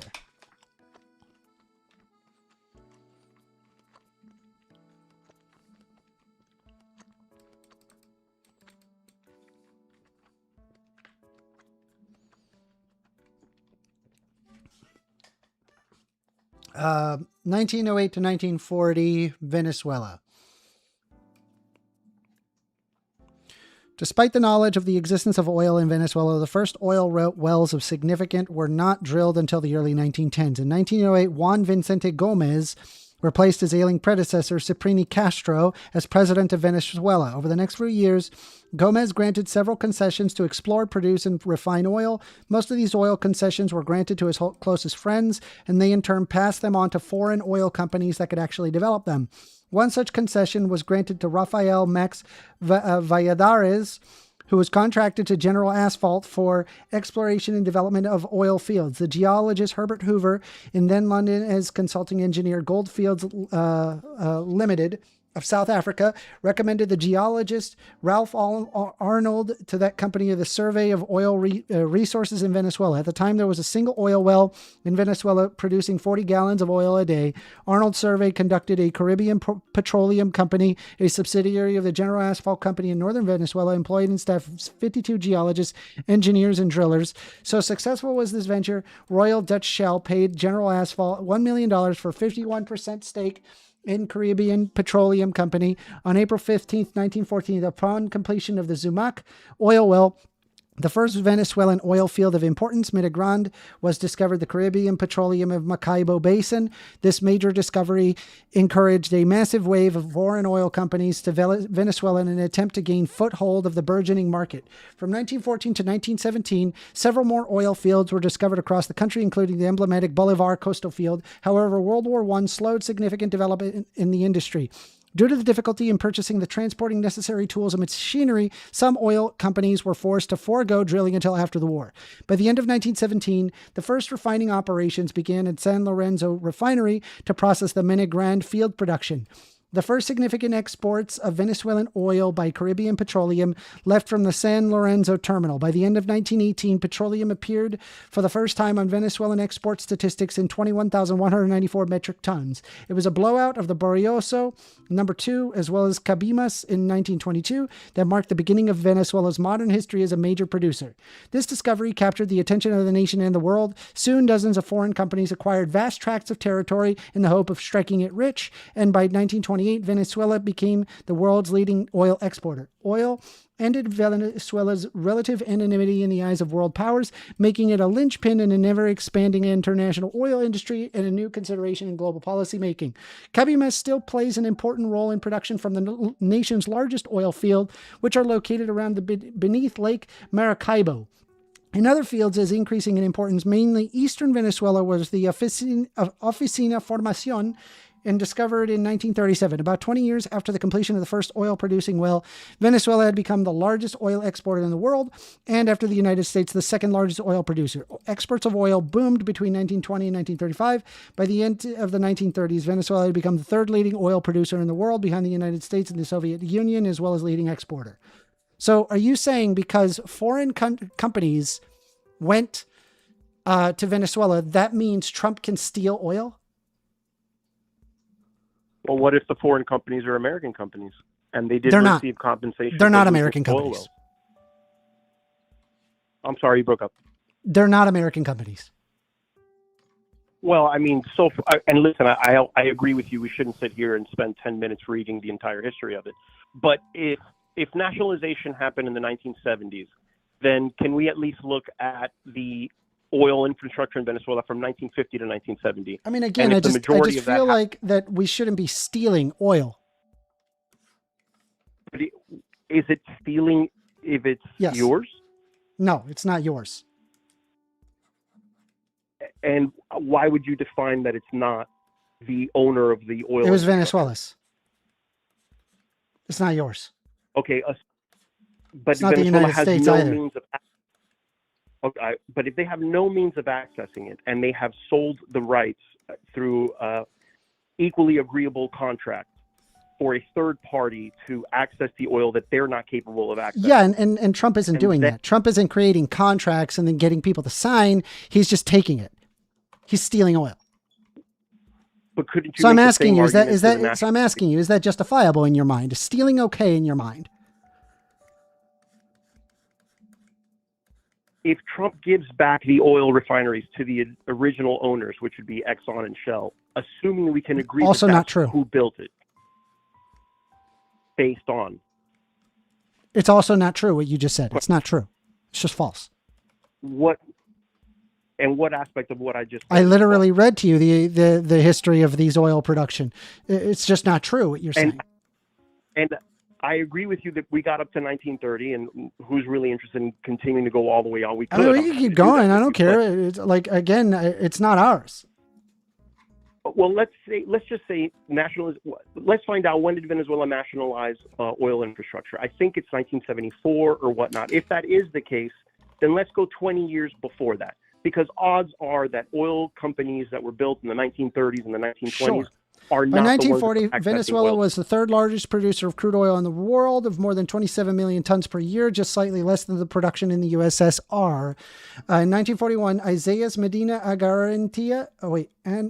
Angarita, a former army general from Venezuelan Andes, was the indirect elected president. One of the most important reforms during his tenure was the enactment of the new hydrocarbons law in 1943.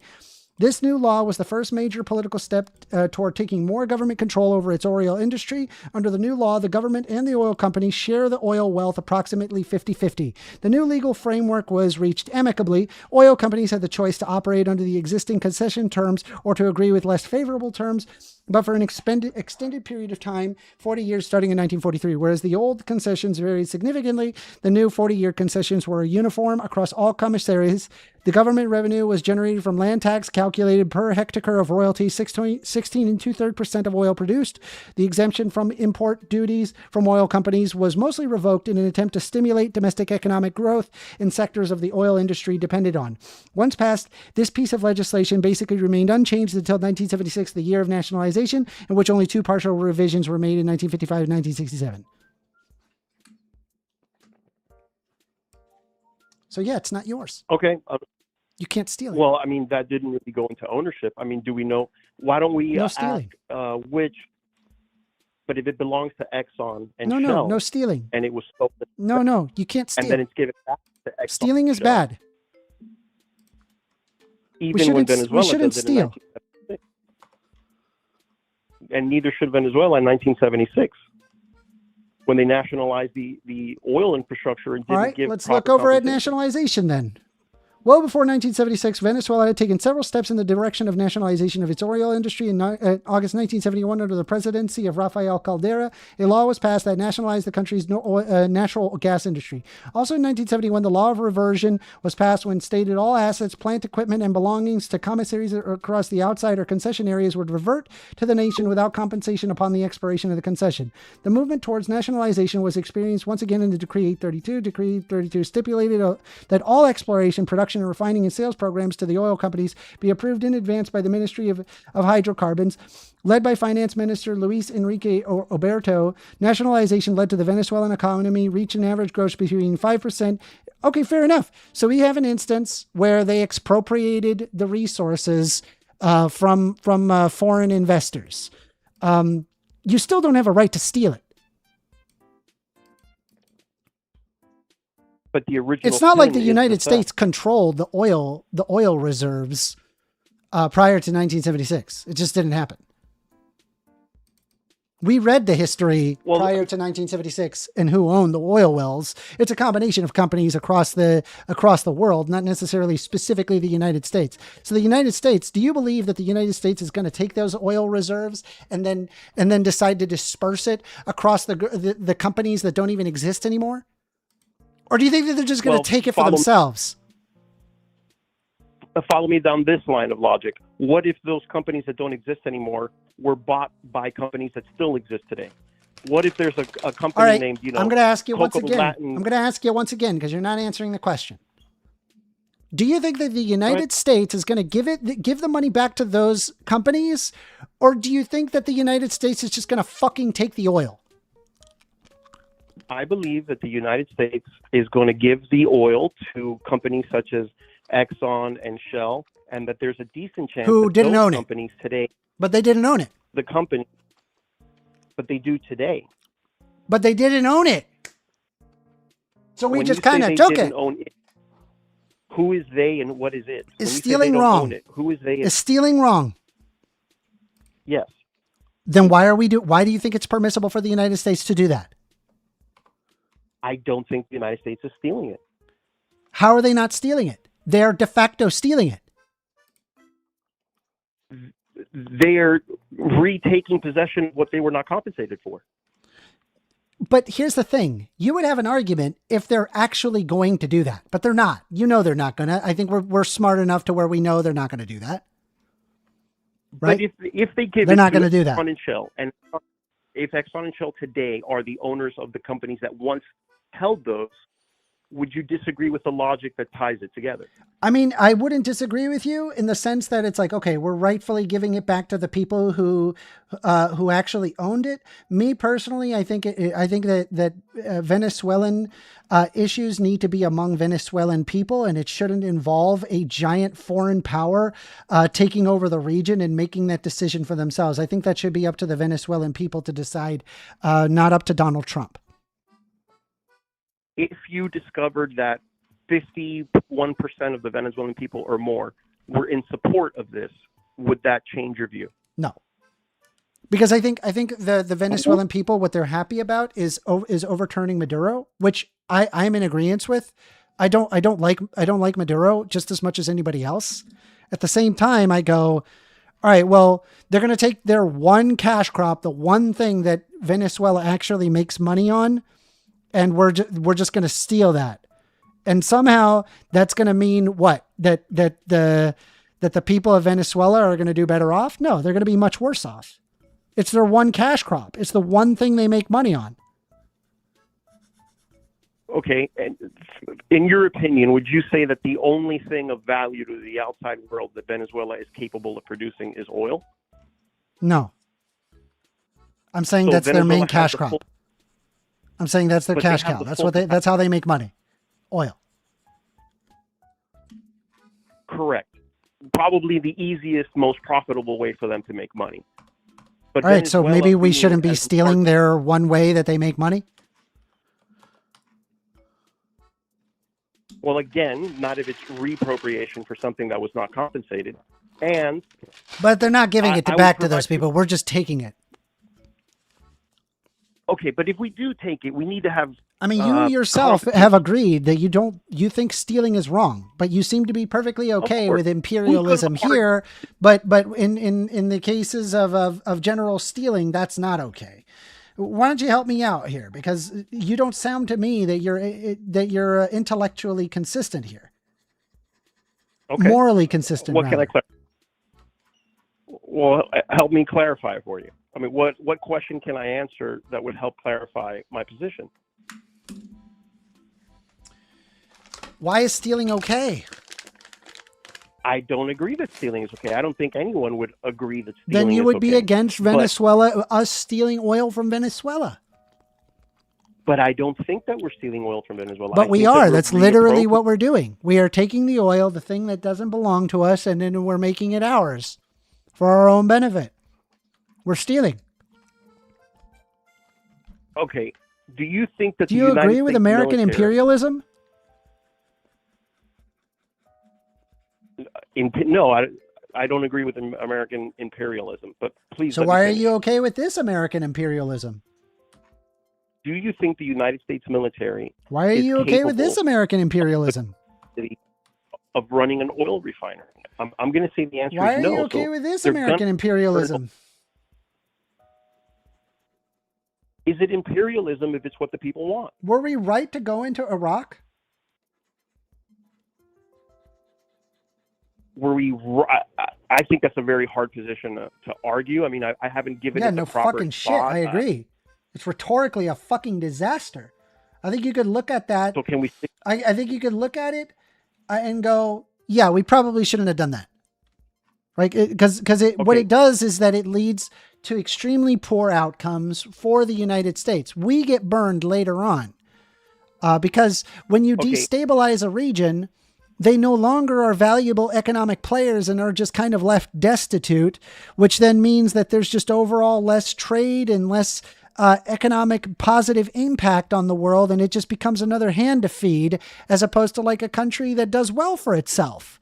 When we destabilize these regions, we as the United States suffer. You understand? Would you say Venezuela did well for itself? No. Okay. If I can make some points. But I completely understand why they went in favor of communistic and socialism, because they sit there and they see, look, the West has robbed us of everything. We need to expropriate this. I completely understand their perspective. I would probably feel the same way. And we're doing more of that. And then you're like, oh, well, we just absolve ourselves of all responsibility as the world's most powerful country. Would you be interested in exploring the GDP of Venezuela from the year previous to Chavez taking power all the way through? Yeah, we were doing. They were doing quite well. With nominal GDP? Dude, we're doing quite well.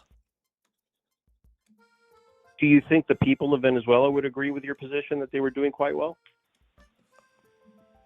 I always thought that under Venezuela, prior to Chavez, they were doing well. Were they not doing well? Prior to Chavez, I'm sure they were doing better than at any point after Chavez. I agree. You act like that everybody would disagree with me. No, but I'm saying what I'm arguing is. Yeah, we look at the world banking reform. It looks like here that Chavez become president and things got worse. Fair enough. I agree with you. So wouldn't you think? I'm not a communist, right? But again, you're the one arguing that imperialists should come into a sovereign country and take their shit. And I just disagree. I think stealing is wrong. And I don't think it actually benefits the United States in the long run. I think it actually makes things significantly worse. Okay, I believe that. In good faith, if you discovered the people of Venezuela, if we were able to justify that the people of Venezuela, the majority of them, want this, would you? I think they want to take down Chavez, but I can't imagine. I can't imagine that Venezuelans would want us stealing their oil. I don't think Venezuelans are even aware that Donald Trump just wants to steal the oil. So I'm going to give you a different venue. I gave you the venue of reappropriation. Do you think that It most doesn't seem like Venezuelans would be in favor of stealing, of letting a Western power steal their oil? You think that they'd be in favor of that? I think that it's unfair to ask the question that way. But that's what we're doing. Who on earth? Nobody would agree with that. I What if agree. you phrase- Nobody. Zero people would agree with that. Okay.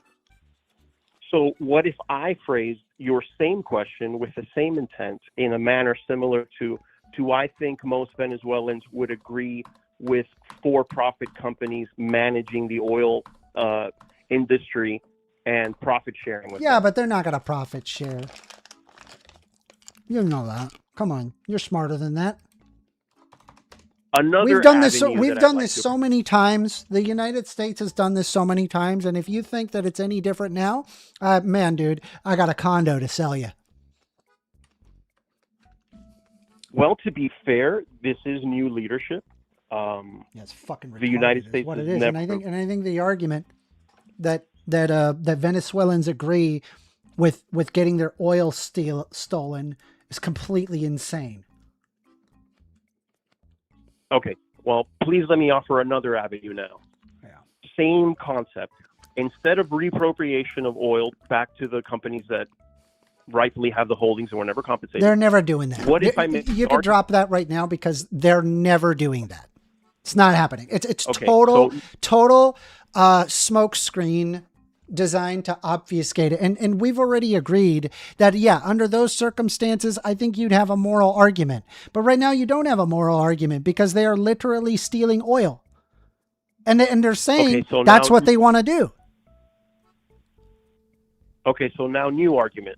What if the argument I make is that up till this point, Venezuelans were not receiving any profit from their oil? Because I it was agree. being I'm not a fan of completely socialism. taken. I agree. I'm not a fan of socialism. And that now that you bring in a capitalist economic influence, there is a chance that the I think profits there's a actually much higher probability that it's going to become similar to the situation with Cuba, where we have trade sanctions galore, and then we make their country far worse, and then we extract all of their resources that we possibly can out of that country at the expense of all Cuban citizens. That's what I think will happen in Venezuela if things continue going down this route. I personally think that either Donald Trump is going to die, or we'll get our head out of our ass and put this motherfucker in jail for committing war crimes. Okay, but the United States has no financial interest in Cuba doing well. If the United States has a financial interest in Venezuela doing well, they won't impose a blockade or They have no trade interest in sanctions. Venezuela doing well. Also, I thought the Except Trump if- administration was all about that America First thing. Remember that? What happened there? Now we're going to nation build Venezuela? You want to nation build Venezuela? No, but I want the industry that we're taking control over to do well. Okay, so we're going to steal their shit. We're stealing their shit. Got it. No, we're. I mean, you gonna were arguing earlier reclaim- that stealing is bad, but you're okay with stealing in this instance, I guess. It's kind of weird. I'm You sound not like you're stealing. waffling a lot. I don't mean to come across that way, but I'm sure a lot of that is your opinion, and you're welcome to it. But All right, well, I feel we just the have to agree to United States disagree. Controlling, I don't agree with feel- imperialism coming from the United States. It was wrong then, and it's wrong now. I don't agree that it's imperialism. It is. I would argue that it's It the is. will of the people. No, it's not. Nobody The- asked to get the fucking oil stolen from them. Come on. Okay, well, do you want to look at what has happened to previous coups in Venezuela, to the participants of previous? Yeah, I wonder if the United Um, States has anything to do with coups in Venezuela.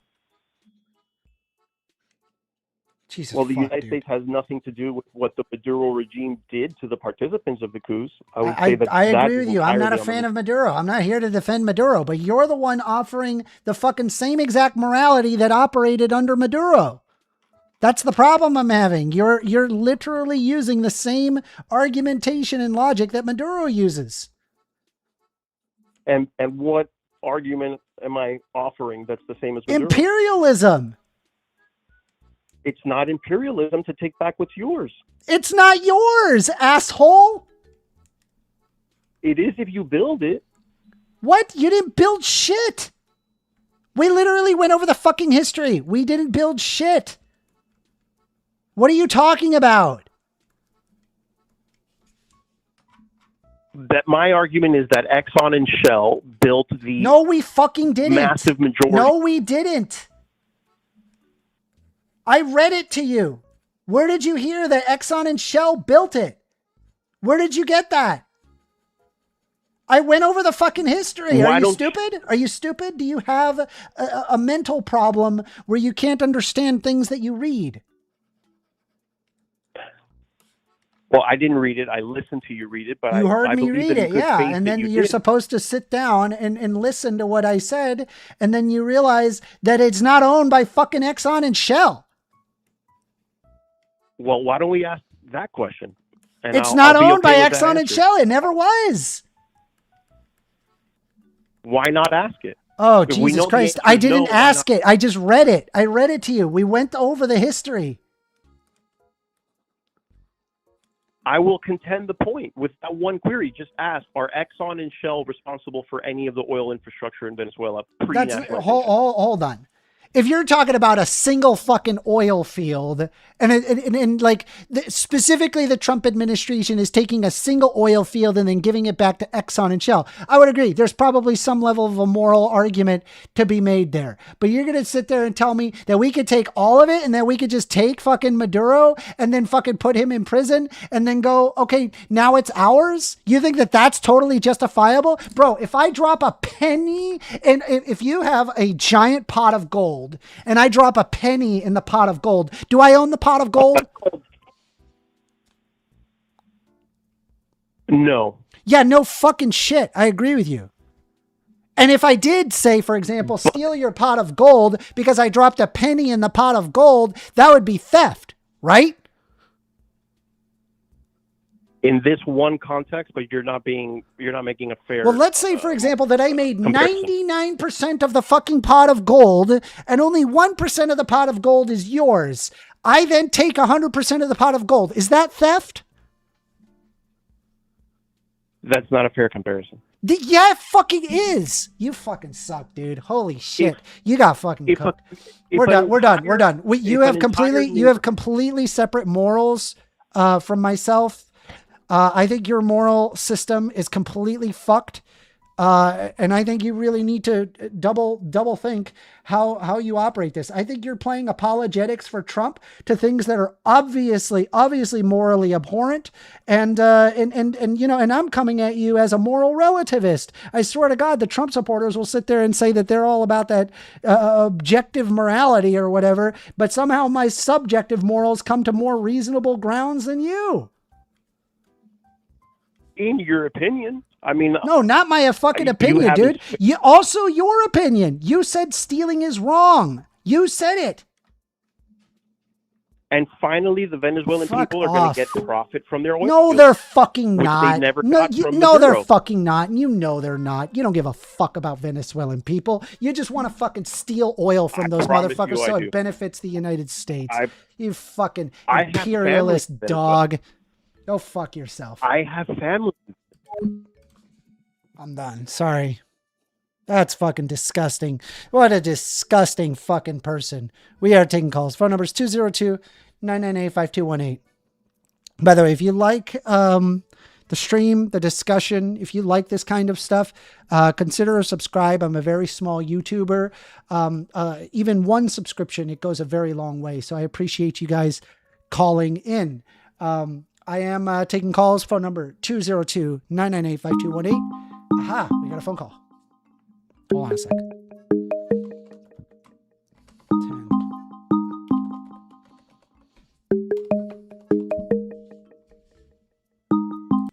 You're on the line with First Amender. Hey, First, how's it going? It's Rob, man. Hey, Rob. How you doing? All right, man. Listen, the previous, not the last one, the one before him, that was, you only think he was sincere when he was saying that because of where people grew up and how they were raised and their political beliefs were, that they are not real, actual people? Yes, someone had said that, yeah. You really think he was sincere in that, or he wasn't just? I think he was messing with drunk. you, trying to- No, I think he was drunk as fuck. Okay. I think he would listen You back think on he'd that be and be more like, man, that was a tolerant? dumb thing to say. He came out and said that part. No, I think that if he were sober, Oh. he'd probably rethink it. Oh, I don't know. He doubled, triple, quadruple He down. sure did. He sure did. You were more tolerant of him than you were the previous guy. It's true. Well, it's only because he was drunk. He was out of his mind. Okay. You My know. thing is this, though. What I've been having a conversation throughout the day with people, and what they're saying is that, oh, we kind of built the oil infrastructure of Venezuela. You were saying that we did not. Mhm. Even if we assisted greatly, we were owed a percentage of it, and they nationalized it and said no. Okay. What we will be owed will be monies, not Yeah. You can't their take it. oil in perpetuity. Yeah, you can't steal it. Exactly. It's not the same. That oil, and then we went a step further than that. That is, we're going to run it. Yeah, not only are we stealing it, we're running it too. Not only are we taking the oil, we're running the country. We're going to start a leader who is going to do it right, which means the way we want them to do it. Yeah, which is stealing it. It's like. I'm like, let me ask you this: were you a Trump supporter?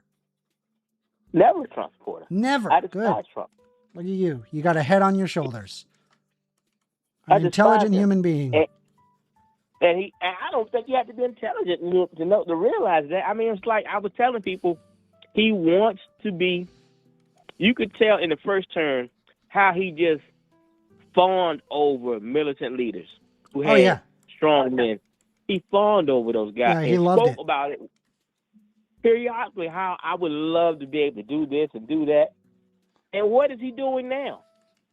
In Congress, they're so afraid.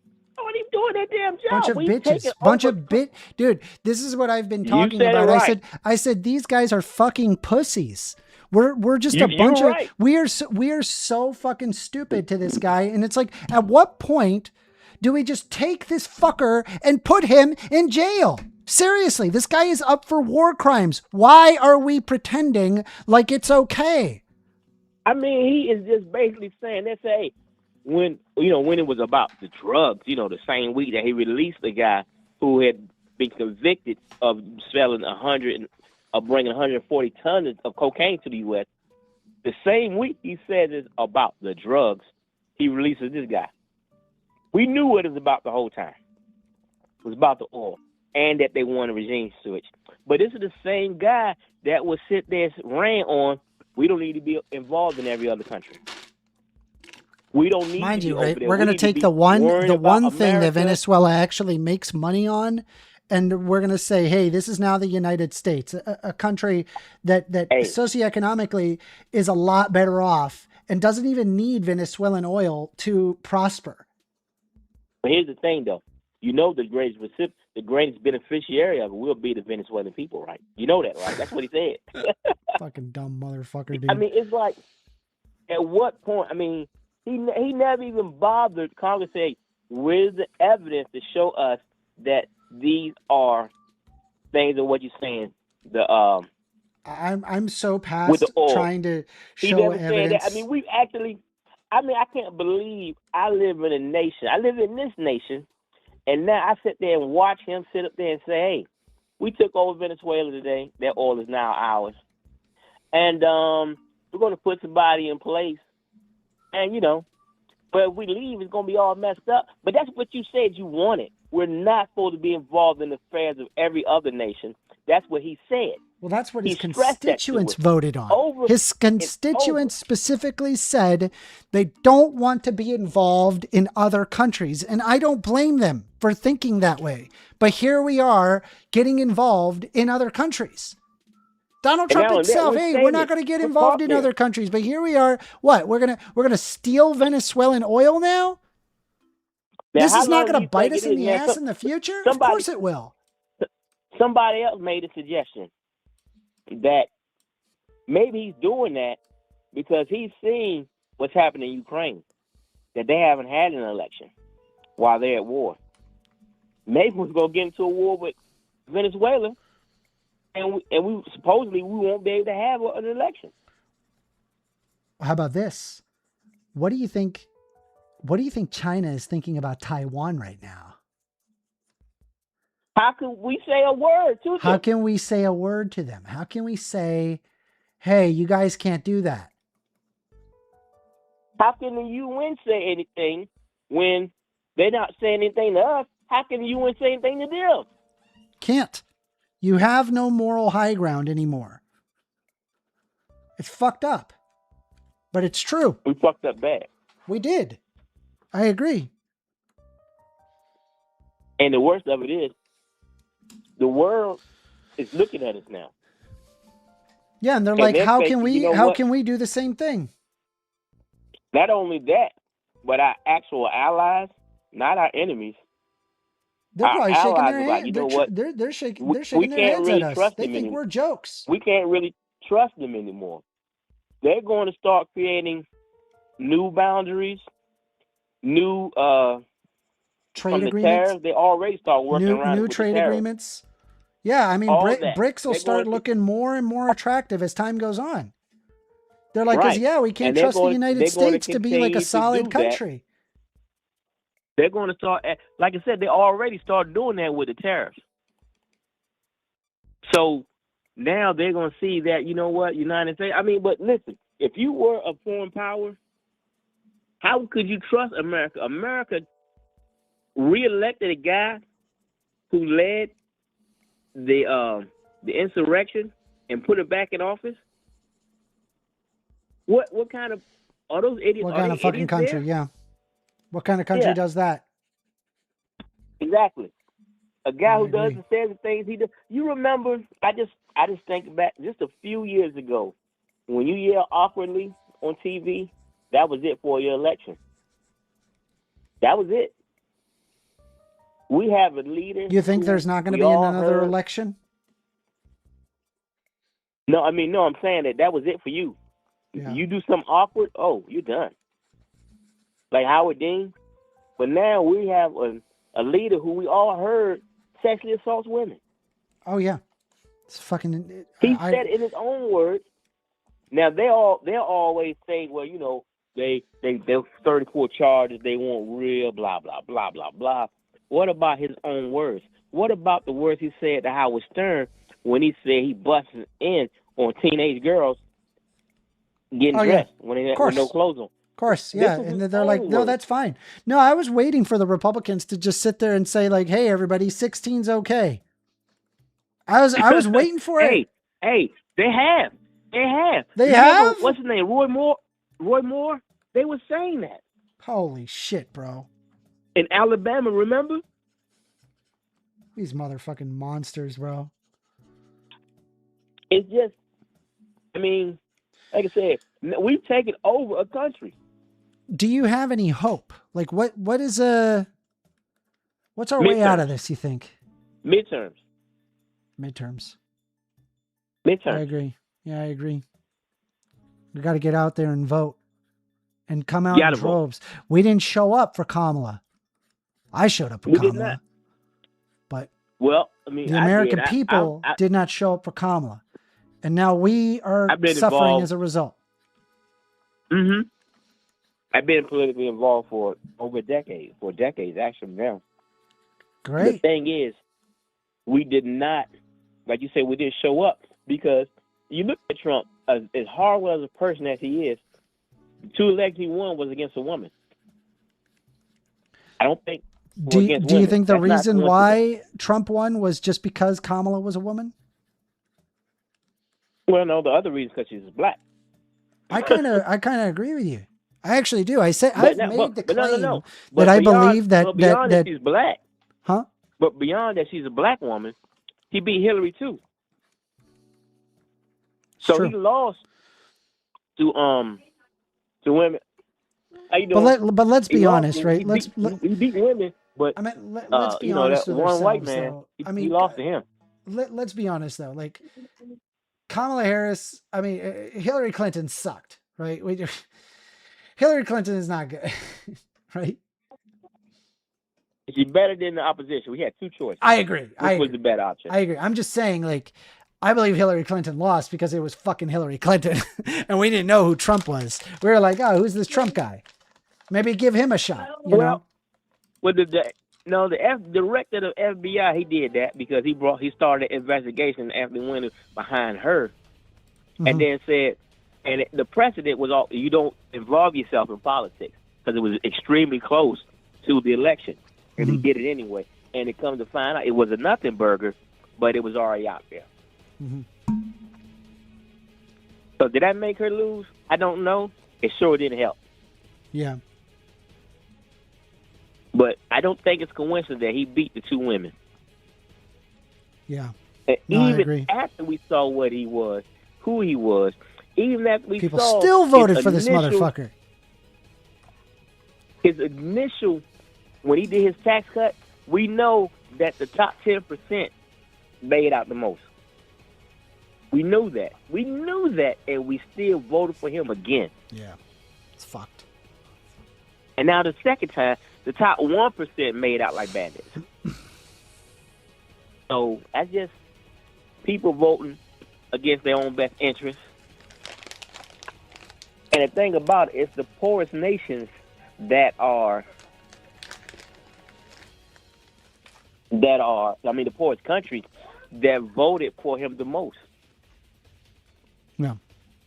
Well, I appreciate And you if calling there's in, Rob. I do. All right. My 15 minutes is up. What did you want? Did you have anything else to say? You could stay as long as you like. What was I heard you talk about China. I didn't hear all of that. China? What was that about? Yeah, I heard you talking about China. Yeah, I before. said, what's the incentive for China? They're going to end up taking Taiwan. Oh, no question. I mean, why You know not? what I we're mean, they'd be gonna like, what? Yeah, I mean, they're just going to do that. How can we justify it? How can we even lift a finger to go against it? How can we? I think China is going to get emboldened to do something very soon. Oh, I believe it. Right, because it's fine for thee, but not for we. Because Exactly. you need to follow by the rules. We don't have to. Sounds And very you would Catholic. just be Sorry. Very Catholic. you'd be dismayed by the number of people justifying this and saying that they owe us. Even if owe them, even if Venezuela owed them monies for the oil, helping them getting the stuff infrastructure in place, does not mean that we should now own their oil in perpetuity. Exactly. And It's then he's saying, imperialism. the people are going to be exactly what it is. And he's saying that the people of Venezuela are going to be the big beneficiaries of it. But then again, he says, well, if we stay, it's not going to cost us anything. We're going to get that money out of the coming out of the ground. Very wealthy there. He's saying that from one sentence to the next, not even realize what he's saying. Isn't it upsetting? It's sad, man. It is sad. It's sad. Appreciate you calling in, Have Rob. a good night, though, man. You too. All right.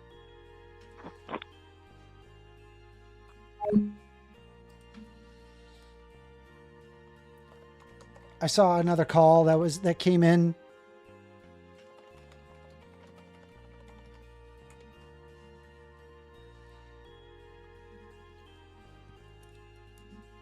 Centrist Perspective says China definitely wants those microchips and they will make a move eventually. Might not be soon, but it'll happen. Golfing Fan says, I would prefer the guy who makes my pizza at the gas station to Trump. I agree. You're on the line with First Amender. Hey, I just want to call in, say I love the show. Appreciate it. Can I get your name? Live. Yes, it's Tim. Tim. All right, Tim. Yeah. Do you think what Trump is doing Yeah. is a good thing? Oh no, I don't think he's ever done anything good in his life. Well, tell me what you think. I think Trump's got some kind of mental problems, like his niece brought up several times. But I think he's a leader of a cult, and it's kind of easy to prove when you talk to some of his followers. You know, when they bring up, when you bring up Epstein, they start bringing up Bill Clinton.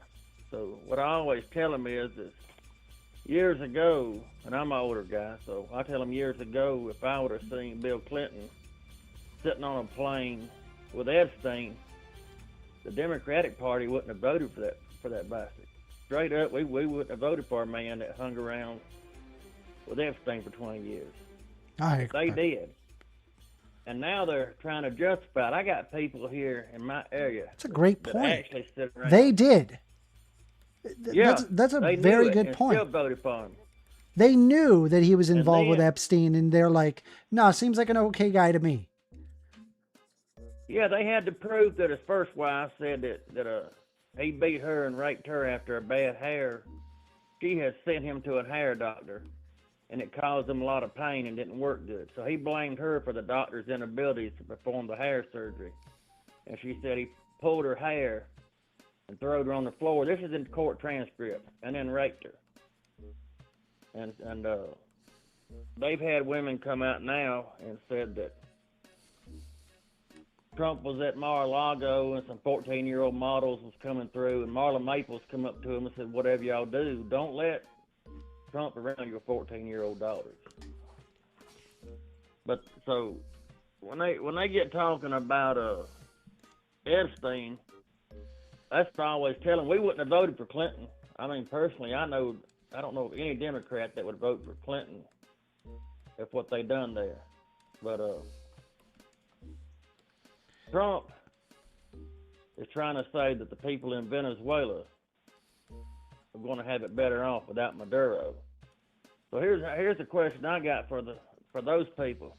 If Exxon and BP and all of them, or whoever goes over and takes control of the oil fields and starts pumping the oil, for the last 20 years, Venezuela has paid 8 cents a gallon for gas. It just went to 30 cents. They lost some subsidies there. But those people are paying 30 cents a gallon for gas.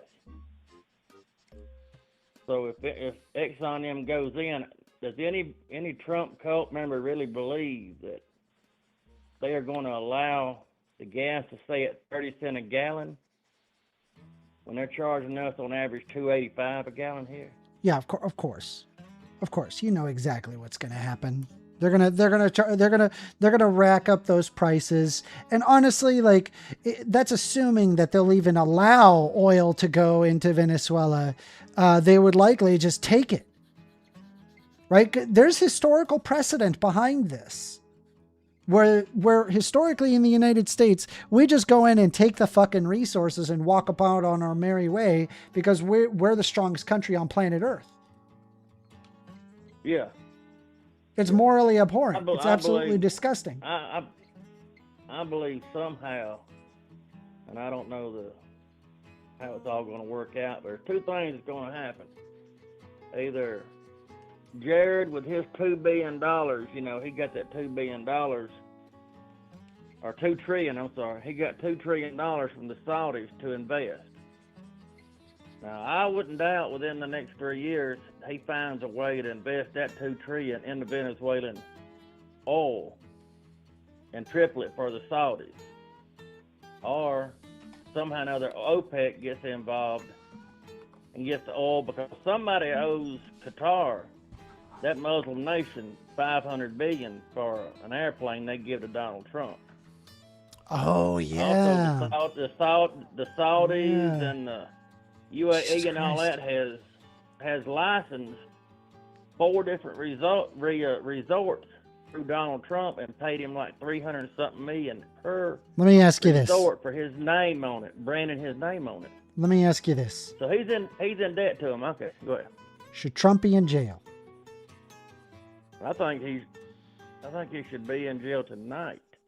I agree. I think Couldn't he agree should with be you in more. Jail. Jared should be in jail. I know the Attorney General. She should be disbarred and put in the jail immediately. I agree. I really believe that. Here's what I believe as the older guy. I'm in my 60s, so as an older guy, here's what I see happening. I remember, I don't remember it, but I look back at history. Can I ask how old are you? At, You don't have to answer that question if you're uncomfortable, by the way. I'm in my mid 60s. Okay. But so I was part of the. I actually went into Panama to get Noriega years ago. So at a younger age, I got to see Americans and Panamanians being put in the body bags because our president didn't like what was going on in Panama. So what I always tell people is that when they see something like this happening in Venezuela, and they say, yeah, we ought to send troops in there and take over these oil fields and stuff, I say, well, all you need to do right now is all your sons and grandsons and everything under 30 years of old, send them down to the Marines and Army. They will take them. And then within 12 to 24 weeks, depending on what they go through, or jump school, 6 months, and they might be lucky enough to go over and sit in a tent. Well, we no longer are the oil fields. Are effectively like on a moral high ground here by allowing us to just go in and steal oil. It makes me go, why would I want to join the military knowing that my efforts and labor is just there for a bunch of imperialist oligarchs that want to steal money from the third world? Talking about moral high ground, it's funny because that's what I tell I got a lot of MAGA people. I'm in a very red state, very, very red state, so I get a lot of grief from it. But when Trump was elected this time, people was talking about the Christian right and the Christian this. And I said, yeah, y'all need to, look online at the Russian television. Because right now they're allowed to put up all nudity and stuff, and they're showing Melania with her lesbian nude pics with her all over this other woman live on Russian. Yeah, Google it, man. It's on YouTube. Jesus. Other channels have it where they're showing Melania. I can't show it on this stream. I'll get my stream taken down for that. No, but I'm yeah. But I'm saying, but anybody else wants to show it, but the other some channels have it blocked out. Yeah. They show, Vladimir Putin's state run laughing at Melania like a week after the election. And they had the nerve to call Trump this great Christian president when Trump went live before a preacher, and he said, I've never asked God's forgiveness for sin because I don't believe I've ever sinned. Oh, my God. Now, I'm not a biblical scholar or nothing, but son of a bitch. when a man says he has never committed sin, so he don't have the need to ask forgiveness, I don't believe that's a Christian view I've ever heard before. No, Christians don't think that. I mean, they believe in a I've concept heard it as from original satanic sin. Though with that being said, I mean, I'm not a Christian, but I mean, I reckon to say under Christianity, they probably are not in favor of stealing. And we're sitting here, we're making it morally permissible fucking stealing, bro. I have a question I'd like to ask anybody at the Trump fan when I meet him. Is that Trump had a university and had to end up paying $28 million back to his students for defrauding them. Correct. And he knew he was defrauding them. And then he said he had the greatest, largest, most relevant, brilliant brain that people's ever seen before. And they got him in a deposition, and that whole deposition's on YouTube. And they asked him, who is the president of your university? He said, I haven't a clue. They said, what are your 5 best professors at the university? He said, well, I can't name them right offhand. And they started reading off a list of about 100 different people and said, stop us if any one of these are professors. He couldn't even pick them out. Wow. He didn't even know who was running it, and never had met him. And on the brochure, it said he handpicked only the best professors and the best president of the university, but he couldn't name them. He couldn't name a single one. But he's got such a good brain. Yeah, I'm sure. But one last question, or one last statement, I think is funny. That when you run across a cult member that follows Trump, ask him this couple of questions. First, Trump said he reduced medicine. Now, he went to a business school, supposed to be an elite business school, and graduated top of his class, military school and all this. And I'm just an old country bumpkin. He was a C student. Trump said that he reduced medicines by 700%.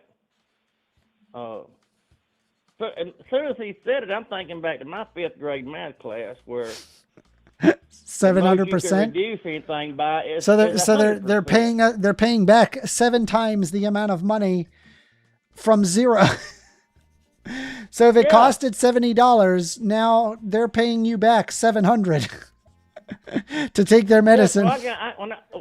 When I ask these Trump people, why would a man who calls himself so intelligent and smart say such a stupid comment? And they said, well, what he meant was he reduced it 93% actually.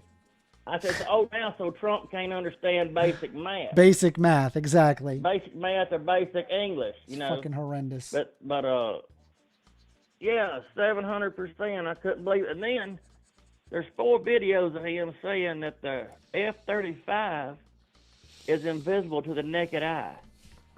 During his first term, he said, I just saw some, went to these bases and I saw the F-35, and he said, I asked these pilots. They never exist, these people he talks to. They never exist. He just makes this stuff up in his sleep or when he's on that Adderall. He thinks that when his first term. He thinks the Wonder Woman plane is real. Well, in his first term, the military oversees the pharmacy in the White House. And they said there was $300,000 worth of Adderall missing when they went to get it accounted for after his first term. Really? That him and his staff didn't have to sign it out. That it was some kind of legislation or something where the doctor could just blanket give it to people who need it because, they got all these meetings that last for 10 or 12 hours at night or, I can see where they might need some kind of stimulant. But they said, there's $300,000. It's the most in history that's ever been used during his 4 terms. And then if you look on all these videos, you see Don Jr. rambling just non-coherent, just like his daddy. And you can tell he's on some kind of stimulant. Yeah. And, Trump said, I asked these pilots, I talked to a bunch of great pilots, and they all told me that. I said, well, how can they shoot you down? Well, they can't shoot you down because they can't see us. He said, we could literally be right beside them, and they'd look out the cockpit, and they can't see us. He was standing in the CIA in front of that board with the stars, And he said there could literally be an F-35 in this room, and we couldn't see it. And I'm thinking, my God, is everybody in this world stupid? Why don't some reporter raise his hand and say, where is this damn invisible plane? Yeah. I know Eddie Murphy had a movie about one. It was called Razorback or something like that. Yeah, I mean, it should be like, Mr. Trump, what the fuck are you talking about? Yeah. Are you talking about that Eddie Murphy movie where they had that invisible plane in Paris? What the fuck?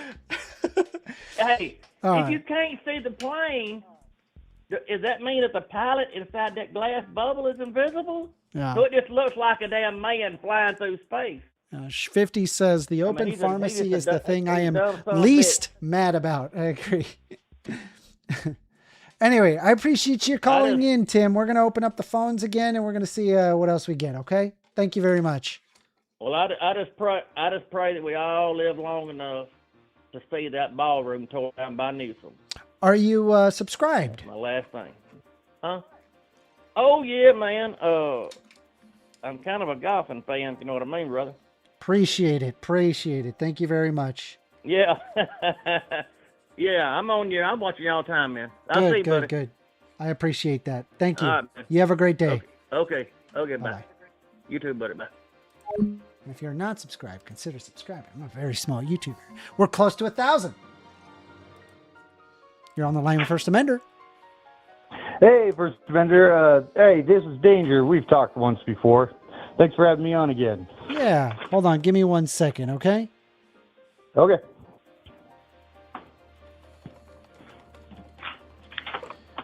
Let's see. All right. What was your name? Danger. Danger. All right, Danger. What you want to talk about? All right, yeah, the whole Venezuela thing right now. And that last guest, I want to say, sir, thank you for your service. That going into Panama, that must have been fucking awesome. And that was badass. That would have been, I wonder what the guys in that just did last night's operation, I wonder how they feel. And I also want to say thanks to U.S. Special Forces. And it was probably most likely Delta Force and Army Rangers. I keep up with this stuff a little bit. Rangers were deployed down in the area about a week or two ago, so I knew something was going to happen. Had no idea this was going to happen.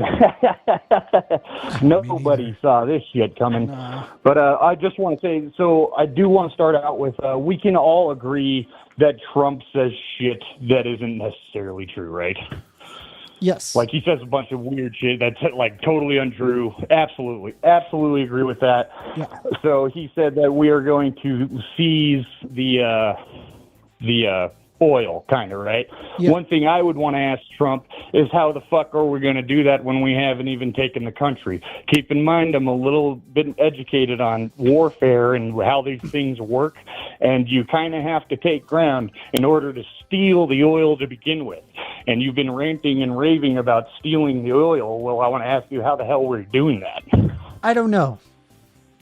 Yeah, because we aren't.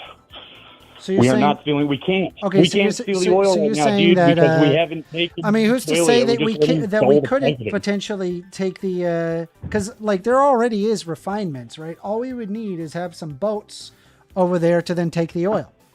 Oh, we can take out their navy in 2 hours, guaranteed. Okay, so guaranteed. So you're saying that we're not going to be able to take the oil, but you just justified how we can take the oil. No.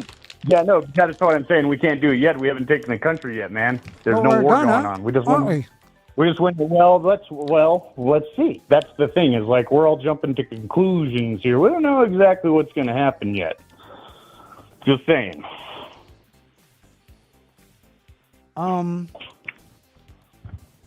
What do you think is likely? I think, man, dude, that is so tough. It's so tough to answer because this is like totally an unheard of event. It is this whole thing is unlikely itself, right? Like, dude, I woke up yesterday morning, or was it today's morning? Yeah, this morning. Fucking, I saw it on a meme on Facebook, and I was like, that's got to be freaking a joke. And then I saw it again. I was like, no way. I couldn't believe it. But what's going to happen now is we're going to have Maduro. We're going to hold him trial for his crimes. And then I think also, so Maduro is it's totalitarian dictatorship, basically, right? So you take out the head, and usually a power vacuum ends up going on. So let's see what's going to happen. I think the Venezuelan government right now is probably scrambling right now to figure out what the fuck they're going to do, right? They don't know. They know they can't touch us. Like if they try to attack us at all, they're gonna lose. Like hands down. We'll beat them in a week. Like so, they're not gonna do that. I don't think they're that stupid. Yeah. Right. But and you know this can go good or this can go bad. It's gone good so far. It is good that Maduro's out. He's a totalitarian dictator. Venezuelans are obviously happy about the situation. I think they're happy about losing Maduro, and I agree that Maduro is for sure a problem. But the problem that I'm having is we steal their oil. It's completely fucked. We shouldn't be doing that. Thing, like, well, we're not stealing the oil, right? We haven't done that yet. We already did. We did with an oil tanker. Multiple, that oil tanker was running a false flag, and if you were running a false flag and your numbers don't come, it was oil, and we took it. It wasn't ours. We stole their oil. Go back to what I'm saying, like there was some oil. that was going That's from an one country to anti-pirate another, law, man. and then we You cannot took fly it. a We false stole the flag. oil. You cannot fly a false flag at sea. That is an anti-pirate law, and they were flying a false flag. It's not only the U.S. military could have had the right to seize it. Yeah, any I mean, military had the right. So we had a right to steal that oil. We weren't stealing it. They were flying a false flag. We were finding out So who we the could hell they steal their were. They oil. weren't We could take telling their us who they oil if were. we could take their property if they fly a false flag. Yes. So the problem absolutely. is flying And it false wasn't their flags. property. The The problem we have here is the false flags, not the fact fact that we want to take their, not the fact that It we want to wasn't take a- it their wasn't oil. even a Hold Venezuelan on. boat. So the It problem, wasn't even a so the Venezuelan boat. It was- hey, it belonged to a Russian so the oil problem, company. hey, I'm talking to you. I'll let you talk. Come on, we can have a back and forth. Okay. So they take so just to be clear, right? The reason why you're concerned why you could that we could take that oil is because if they're flying false flags, it's not because we want their oil. It's not. It's because of false flags, right? Yes. You're That's a fucking legally idiot. You're a fucking idiot. under You're a maritime fucking law, idiot, if a boat Danger. is flying Holy a shit, false you're flag, dumb. they can Fuck be me, sued. Look dude. it up. Who Look the it up fuck right now. cares what Look the up fuck maritime flag law, a false flag. fucking You don't stupid care? fucking You don't vessel care is what the law flying? says. We're not going. Maritime Yeah, are we law going to says, check every bud. goddamn flag in Maritime fucking law. Venezuela, Look or are up we just maritime doing law. it because we want their fucking oil? Go fuck yourself, No, it's you maritime law. imperialist Maritime fucking law. That's why cunt. we seized the boat. Jesus Christ. Guys, the reason why we're taking the oil is because there's like the flag is wrong. Go fuck yourself, you imperialist dog. You fucking lick the balls of imperialists and fucking oligarchs that want to control countries for their own personal gain at the expense of average, everyday, ordinary American people. Go fuck yourself. Oh, it's the flags, bro. Go fuck yourself. You're a dumb motherfucker, dude. What a dumb motherfucker right there. That is a dumb motherfucker. Damn.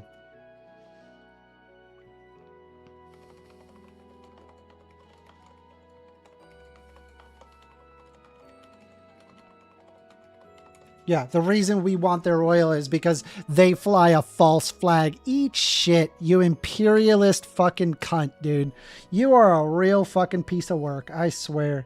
You can't make it up.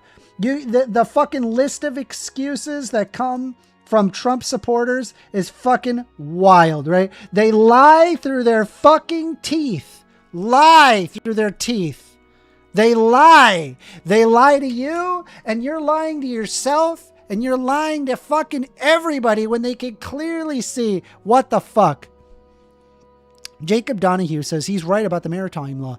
I'm not disagreeing that he could be right about the maritime law, but ultimately the entire purpose behind why we were seizing it was not because that they had false flags, but rather we want their fucking oil. So that's obvious for anybody who has a modicum of fucking critical thinking there.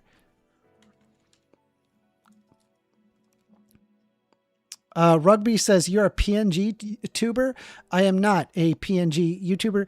I just happened to, it's usually when I'm doing drawing streams. It's because I'm hunched over the whole time drawing. It doesn't make for a good angle. And so rather than just show you a shitty angle the entire time, I just have a PNG picture. And I hope you enjoy the drawing that I'm working on. Guys, the reason why we gotta take the oil is because of fucking false flag. Go fuck yourself. Go fuck yourself, you fucking imperialist cunt.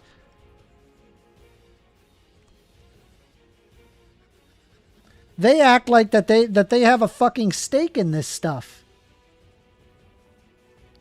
They're like, oh, that oil is like that for me. You're an idiot. You're a fucking idiot.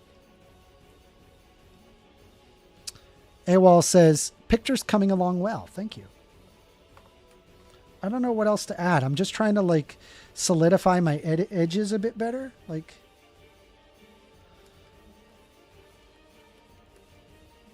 you know, like just clean it up a bit, I guess. It's a little messy.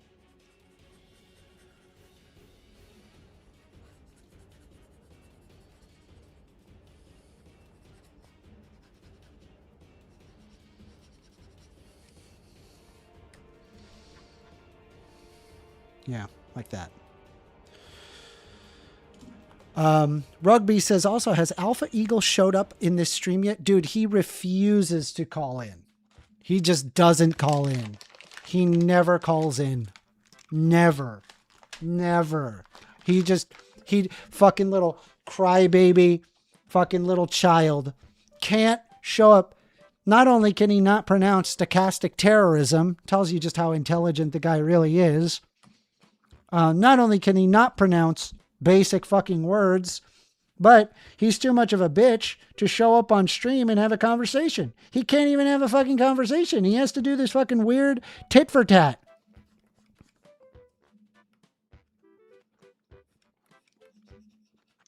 Coward.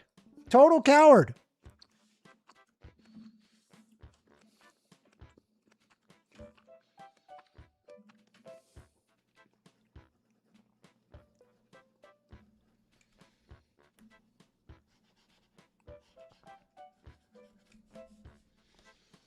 This just in, Republicans in favor of imperialism. Remember that group of people that were like, no more foreign wars? Well, turns out that was a fucking lie. They never agreed with that at all. As long as it benefits them, they're perfectly okay with warring with nations that have nothing to do with the United States.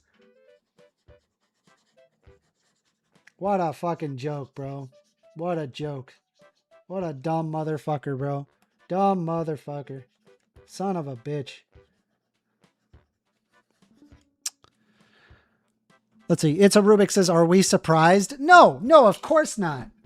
Why would we be surprised? Why would that be a surprise? Of course not. I agree. Rugby says, we have not seen Eagles here today. And so Rugby says, that is a damn shame. Rugby says, I am unironically obsessed with him. No other YouTuber has made me feel the feelings I feel towards him.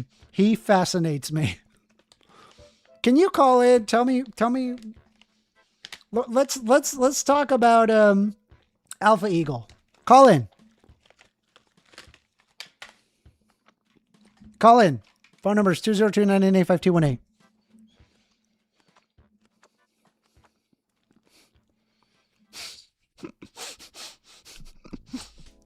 50 says, my loving suggestion is that VTuber Avi captures Amender's big blue eyes and indisputable radiance more accurately.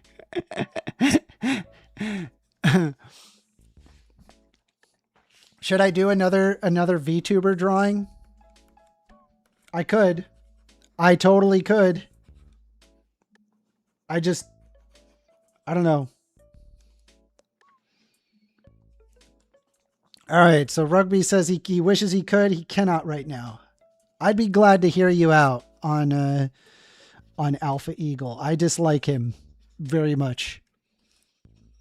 Ancap Doggo says, what you thinking, Ancap Doggo? At least the Ancaps are correct here, where they probably argue, hey, maybe we shouldn't do the imperialism on Venezuela and then take over the country and then be like, this oil is ours now. Maybe, hopefully.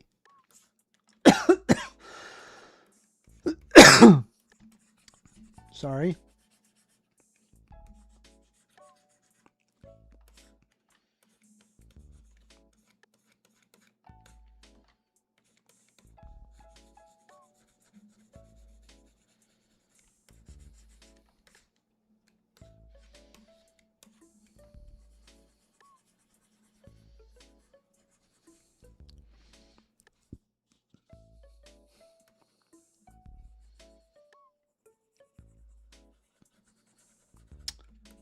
We are taking calls, by the way. Phone number is 202-998-5218. I really appreciate you guys. Thank you for tuning in. This has been a very fun stream. I've actually quite enjoyed it.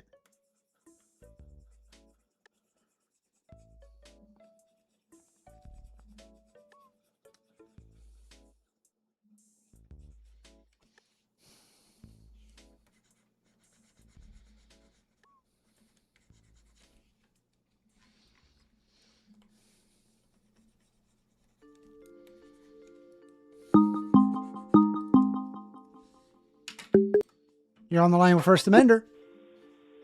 Hey, First Amender, it's Bumpy again. All right, Bumpy. I've got some potential dominoes that could fall from this that I'd like to discuss with you. Okay. What would you say about the possibility that with Russia and China being such major oil partners with Venezuela, lacking the oil partnership could possibly bring Putin to the negotiation table with Ukraine and could potentially prevent China from doing something with Taiwan?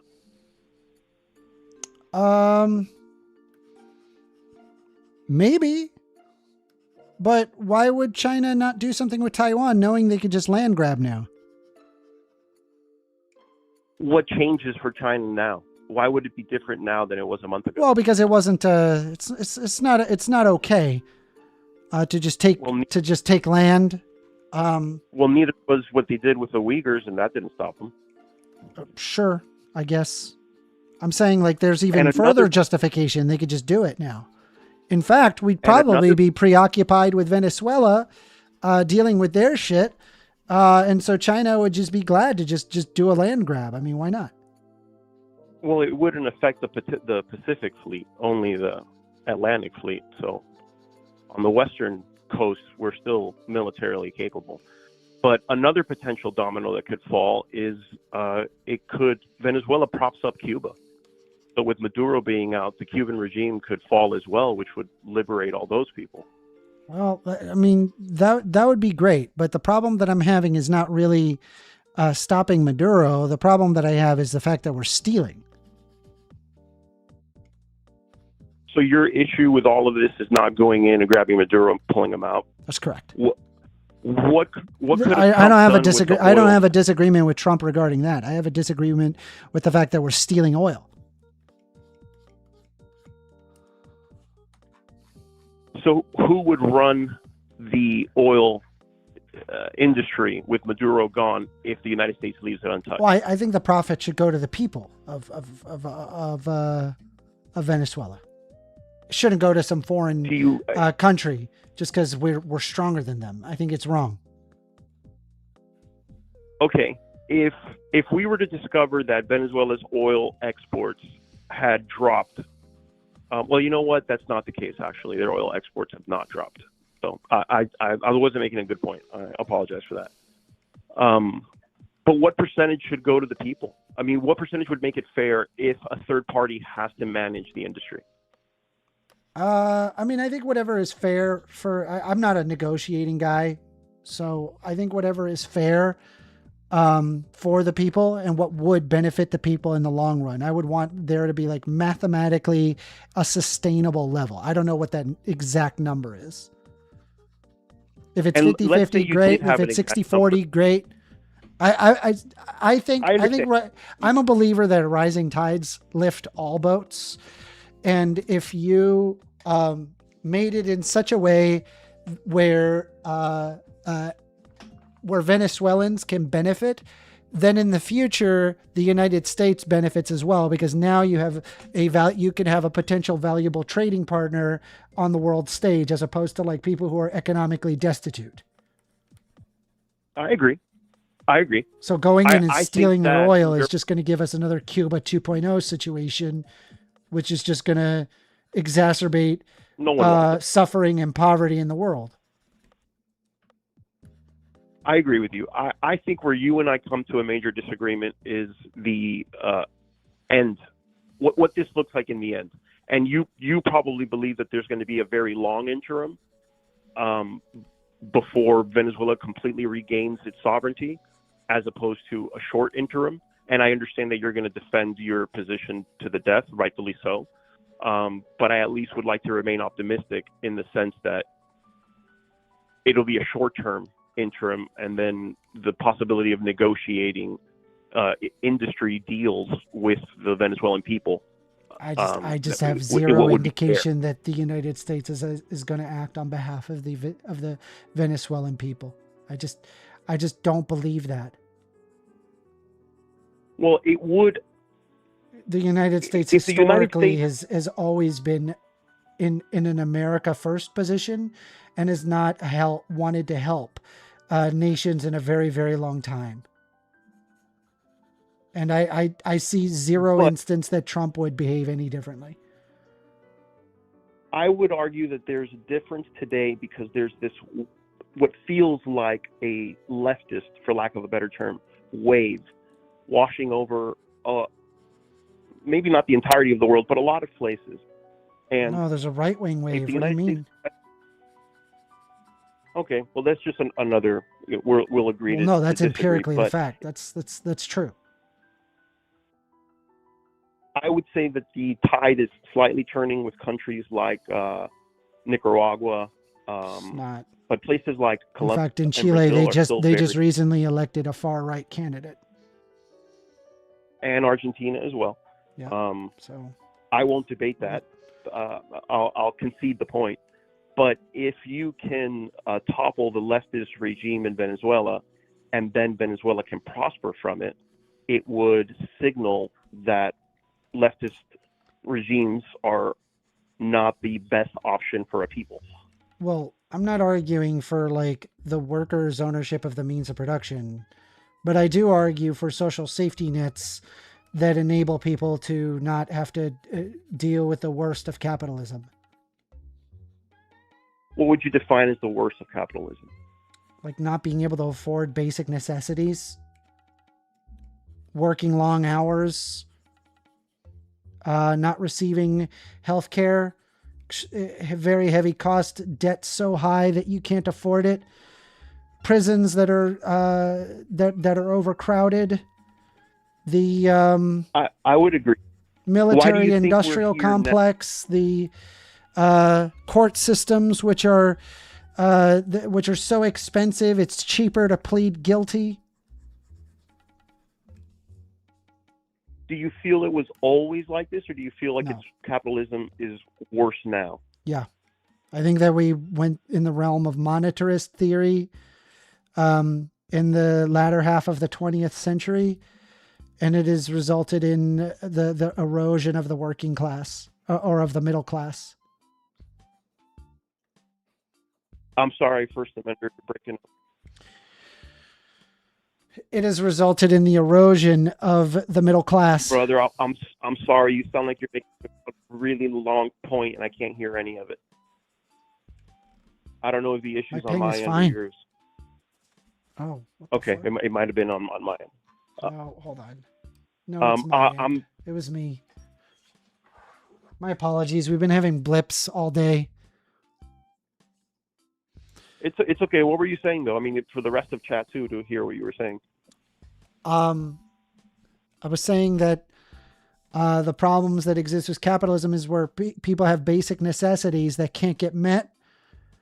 We have overcrowded prisons because we have a privatized prison system that actually has a benefit to imprison more and more people. In fact, they directly profit off of legalized slave labor. I think that that we have hospitals that are so expensive it is cheaper for you to die. I think we have legal systems that are so expensive it's cheaper to plead guilty. That's the problems that I have with capitalism.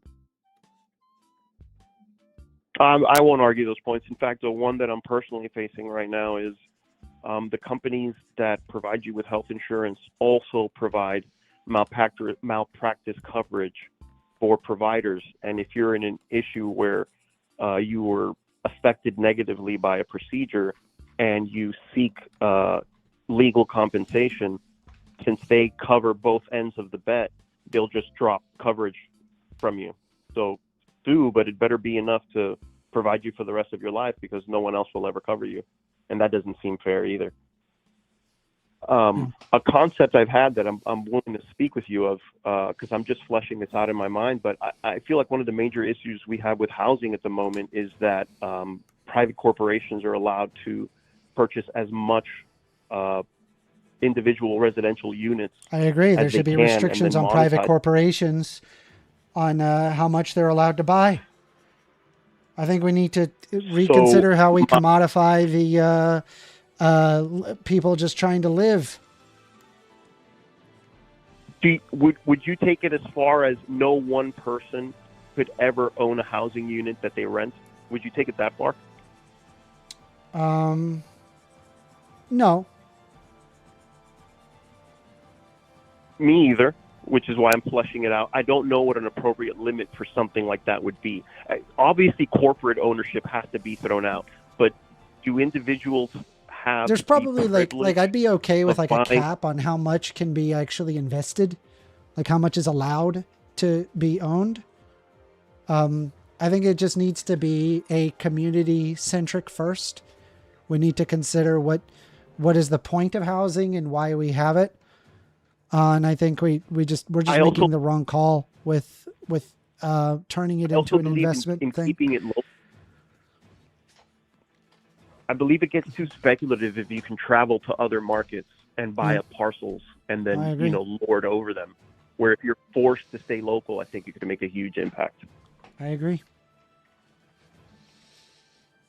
Okay, well, I appreciate you taking my call again. It felt like it got a little bit contentious at the end of the first one, but thank you for your time. You have a good day. Bye.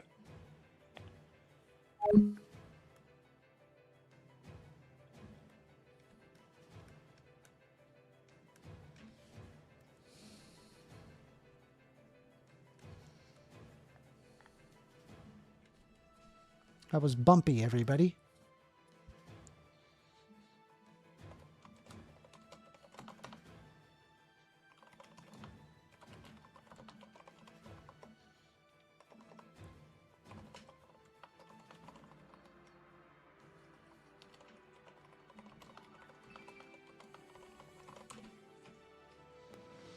Golfing fan said Trump said home ownership is overrated, and when the market fell in 2008, he said corporations should buy the homes up and rent them. What a fucking piece of shit. Fucking monster.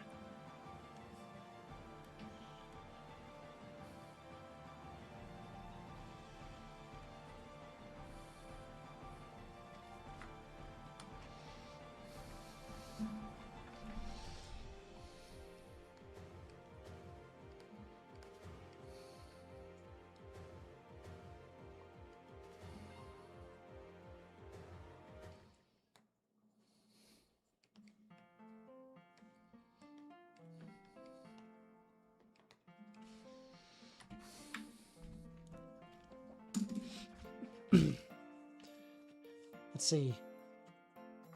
Rugby says Alpha Eagle can learn a thing or two from that guy. I would love to hear your takes on Alpha Eagle.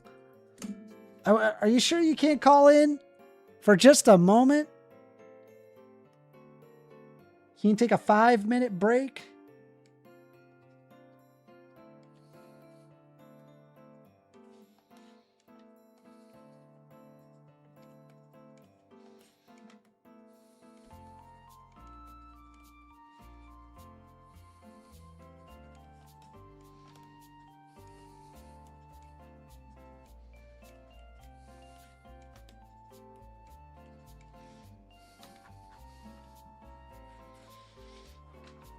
Let's see. Yitza Rubik says, in your hot takes, I agree with number 89. I think that it should be even lower than that. Based. 500 million is more than anyone could ever need. Man, kind of true. I can't even disagree with you. I'm just trying to be reasonable. Jacob Donahue says, show us where the oil is being stolen. Yeah, with the oil tankers that we just recently took with the military.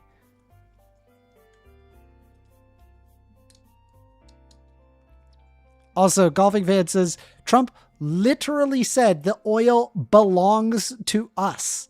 Yes, that's correct. It's fucked up. Shouldn't be that way, but there it is.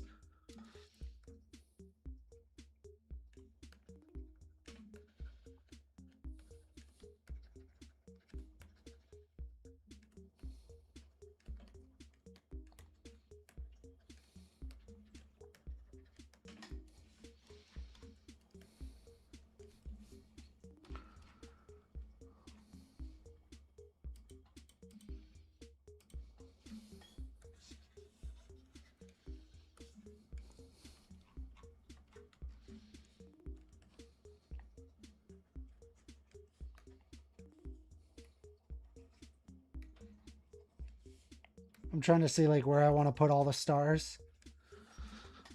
So I'm putting lines.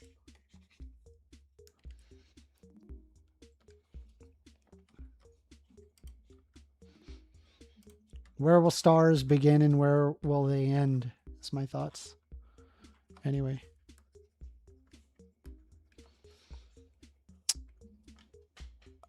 It's a Rubik says saying something belongs to you and then belonging to you are two different things. Yeah. Rubik's, that comment, it belongs to me now. It's mine. I own it. I said so. I have the biggest stick.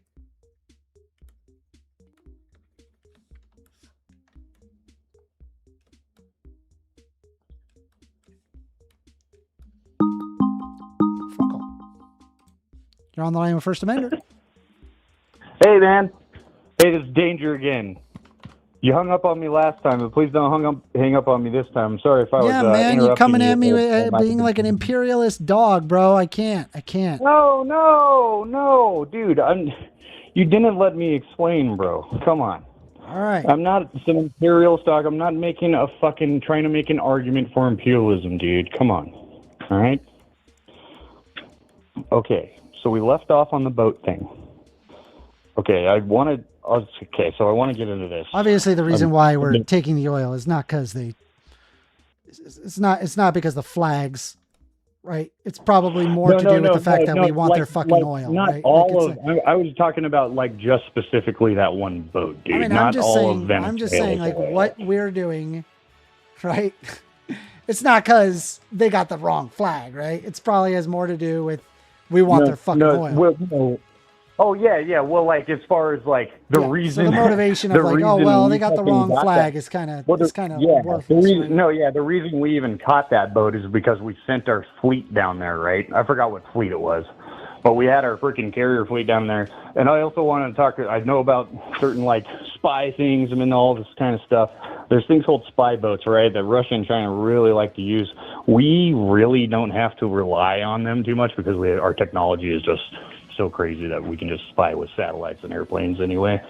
We can use them sometimes, but not nearly to the extent that China and Russia uses them. And they'll smuggle in things, weapons to each other and whatnot. And they, a lot of them are smart and they don't have false flags. They're like legitimate, but this one, it was flying a certain false flag and its database registry did not go back to Uganda where the flag it was flying. And that's why we took it, right? And any country's Navy had the right to do that. Any country's Navy. And the only reason our country's Navy caught it was because we're on to Venezuela right now. We happen to have our fleet down there, and they caught it. And that's why. I'm not saying that because, that's why we're taking all, the oil and blah, blah, blah. We just seized that one boat just because of that one thing, right? And that was my case on that. Right. And then what else do I got? I'm still lost as to why we could steal their oil, I guess. Like, do you think Trump should be in prison? Yeah. Like, I think Trump should be in prison, right? What do we do with people who steal? Right. Well, so check this out. I totally agree with you. I don't think we should steal Venezuela's fucking oil. I also don't think we are going to. Like I said when I first came on the phone call the first time, Trump says lots of shit that just ain't fucking true. We can all agree on that. Now, right? He says a bunch of shit. It's not like that. It's not fucking true. We're gonna seize. He's like, oh, we're gonna seize the oil in Venezuela now. It's like, no, you're not, Trump. Like you haven't taken the freaking land yet, bro. So there's that. So there's no oil being stolen yet, as of yet, right? Can we agree on that? No. So what oil has been stolen? We stole oil from oil tankers recently. The one tanker? Multiple. How many did we take? I don't know. Take more? Good question. I thought there's more than one. I just heard about the one. Also, it doesn't even matter if it's even one. We stole. You said we're not taking it, but we are. Yeah, well, I mean, you have the right, whether the boat has oil, fish, anything. It doesn't matter what the resource is on it. If it's not following maritime law, a navy can Yeah, seize but the it. reason why is because we want their oil. I'm just saying that is. Well, yeah, I mean, I'm not. That's I'm what not we going want. to fight We you on want that. their Dude. oil. Yeah, I'm not going to fight you on that. Like, yes, we definitely do not like Maduro, and we want him out. And well, he's out now, but his regime is still kind of in power. But we'll see what goes on with that. I think there's going to be a big power vacuum. It might collapse. This might save us from having, because me and my buddies, my military buddies and stuff, we're like, man, we're going into fucking Venezuela. This is fucking bullshit. And now we're like, oh, well, we might not have to now. But also this could backfire on us and we might have to anyway. So we'll see what happens. But I will tell you this, it will be different from the Middle East because one of the reasons we had problems, with our Middle Eastern thing is because of Islam. And I'm not Islamophobic or anything.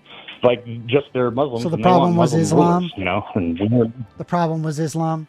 well, yeah. No. Like, just It wasn't the fact that culture we in the were Middle trying to East, they steal don't oil want and they were protecting their land? No, yeah, they don't want that stuff. Like, it's hard to do it. Like, it's I mean, even why did we go into Iraq? Why did we go into? into Iraq? It's just a totally different. Well, there's a couple reasons, I think.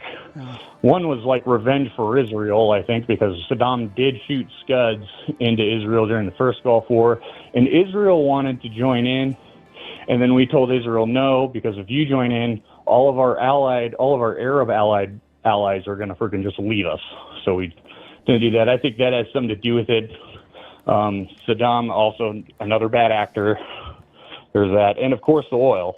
Like, it's always been about the oil, shit. Of right? course it's fucking oil. Like, that's what the economy runs on.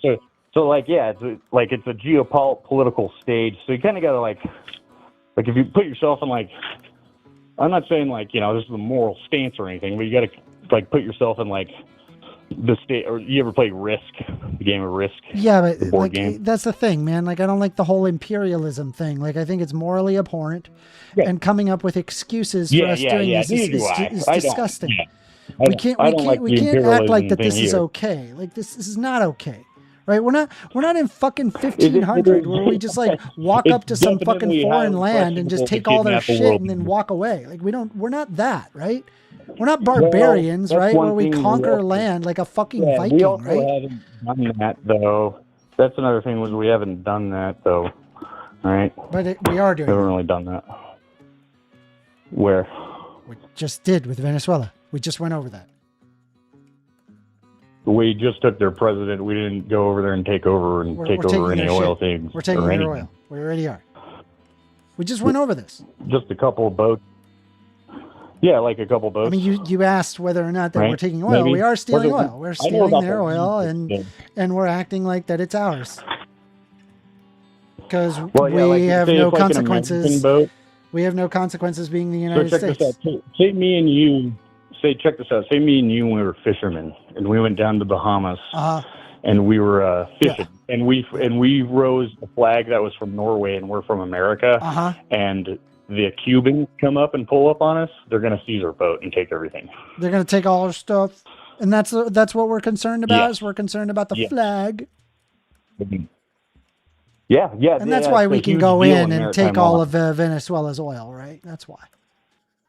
Well, we're not taking Because it they all. got the wrong flag. It's fucking stupid. Well, that was not all. One boat isn't all their oil, dude. Come on. Well, I'm just saying that's what we're going to do. Well, that's, you could be right.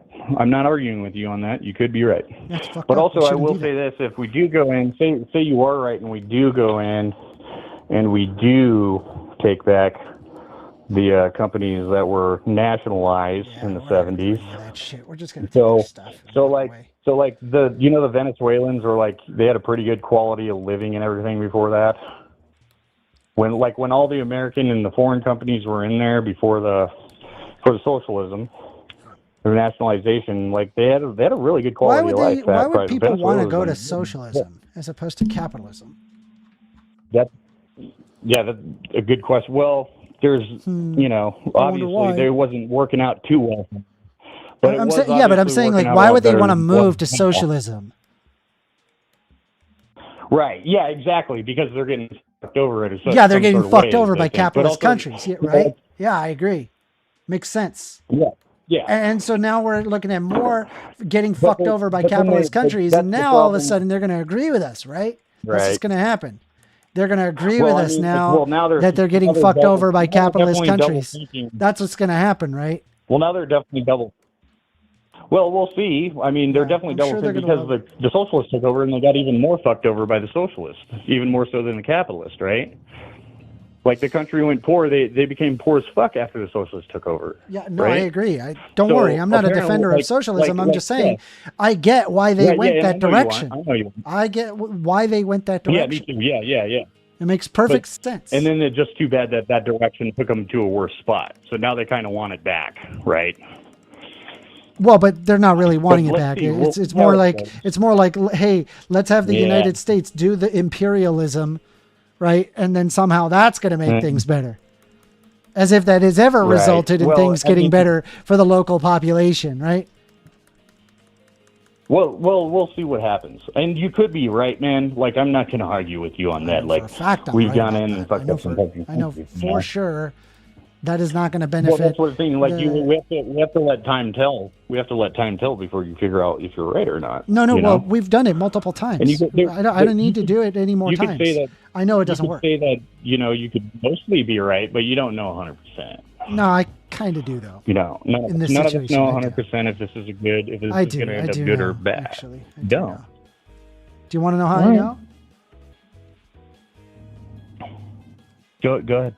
Oh, because I read a book on American imperialism in South America. And it doesn't really have a good track record. What's that one called? It's got a really bad I'm track gonna write record. that one down. so I It's can- called Born I'm in gonna write Blood that one and down. Fire. Born in Blood and Fire. All right, awesome.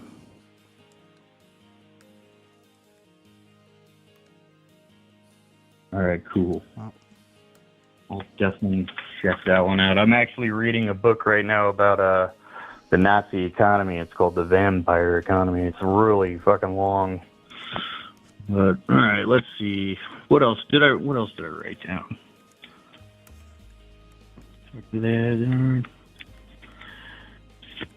Okay, so what do I got on this other side?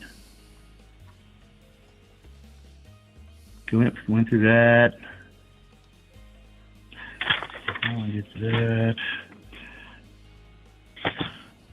Okay, so yeah. All right. Pretty much nothing. All right, so let's discuss about the Venezuela regimes and Maduro's influence and how it affects us, right? So what I would say is if that Maduro and the Venezuelans are working with the Chinese to push fentanyl in, it affects us. If they're working with the cartels to push coke in, it affects us. Listen, I'm not against stopping. If they're working I'm not against stopping Right. drug cartels and all that stuff. I'm not against any of that. I'm just Right, saying we right. shouldn't be stealing their stuff while we're doing it. Yeah. Maybe yeah. work Well, with their hopefully we local don't. Let's see governments what- to help stop, narcotics traffickers, and we can work together on that and not Yeah. do imperialist Yeah. policies And that we- well, fuck see, over that's the their thing. nations for fun. That's the thing. You know? That's the thing. We do that with like Colombia and Mexico and all these other countries. Venezuela would Yeah. not work with us on that. Well, fair enough. They would not. They refuse. Fair enough. They refuse But that to work doesn't with us. mean we could steal their stuff. Well, I mean, we haven't stolen anything yet, you know. But Let's we'd just have. say, you know, We've but- again. We've done this. I've already shown to you. We've done that already. You can seize boats that aren't Yeah, it's fucked. properly It's- identifying we themselves. shouldn't be doing that. Well, Anyway, okay. did you have anything else for me? What else? I think that was about it, brother. All right. You have a great day. All right, you too, man. Good luck with your YouTube channel, all right? Thank you. Bye-bye. All right. What is it? 5:02? Wow. 5 hours. Look at that. How's my drawing looking, guys? I hope you guys like this stream. I think I'm calling it. I'm going to call it. I would answer you, but I've been streaming for the past 5 hours, and I think I'm gonna call it for now. Oh my goodness, gotta reject. Sorry. I appreciate you guys calling in. If you have not subscribed, consider subscribing. I'm a very small YouTuber. Any amount really counts a lot. I do apologize for not answering any more phone calls. We're gonna stop for now. But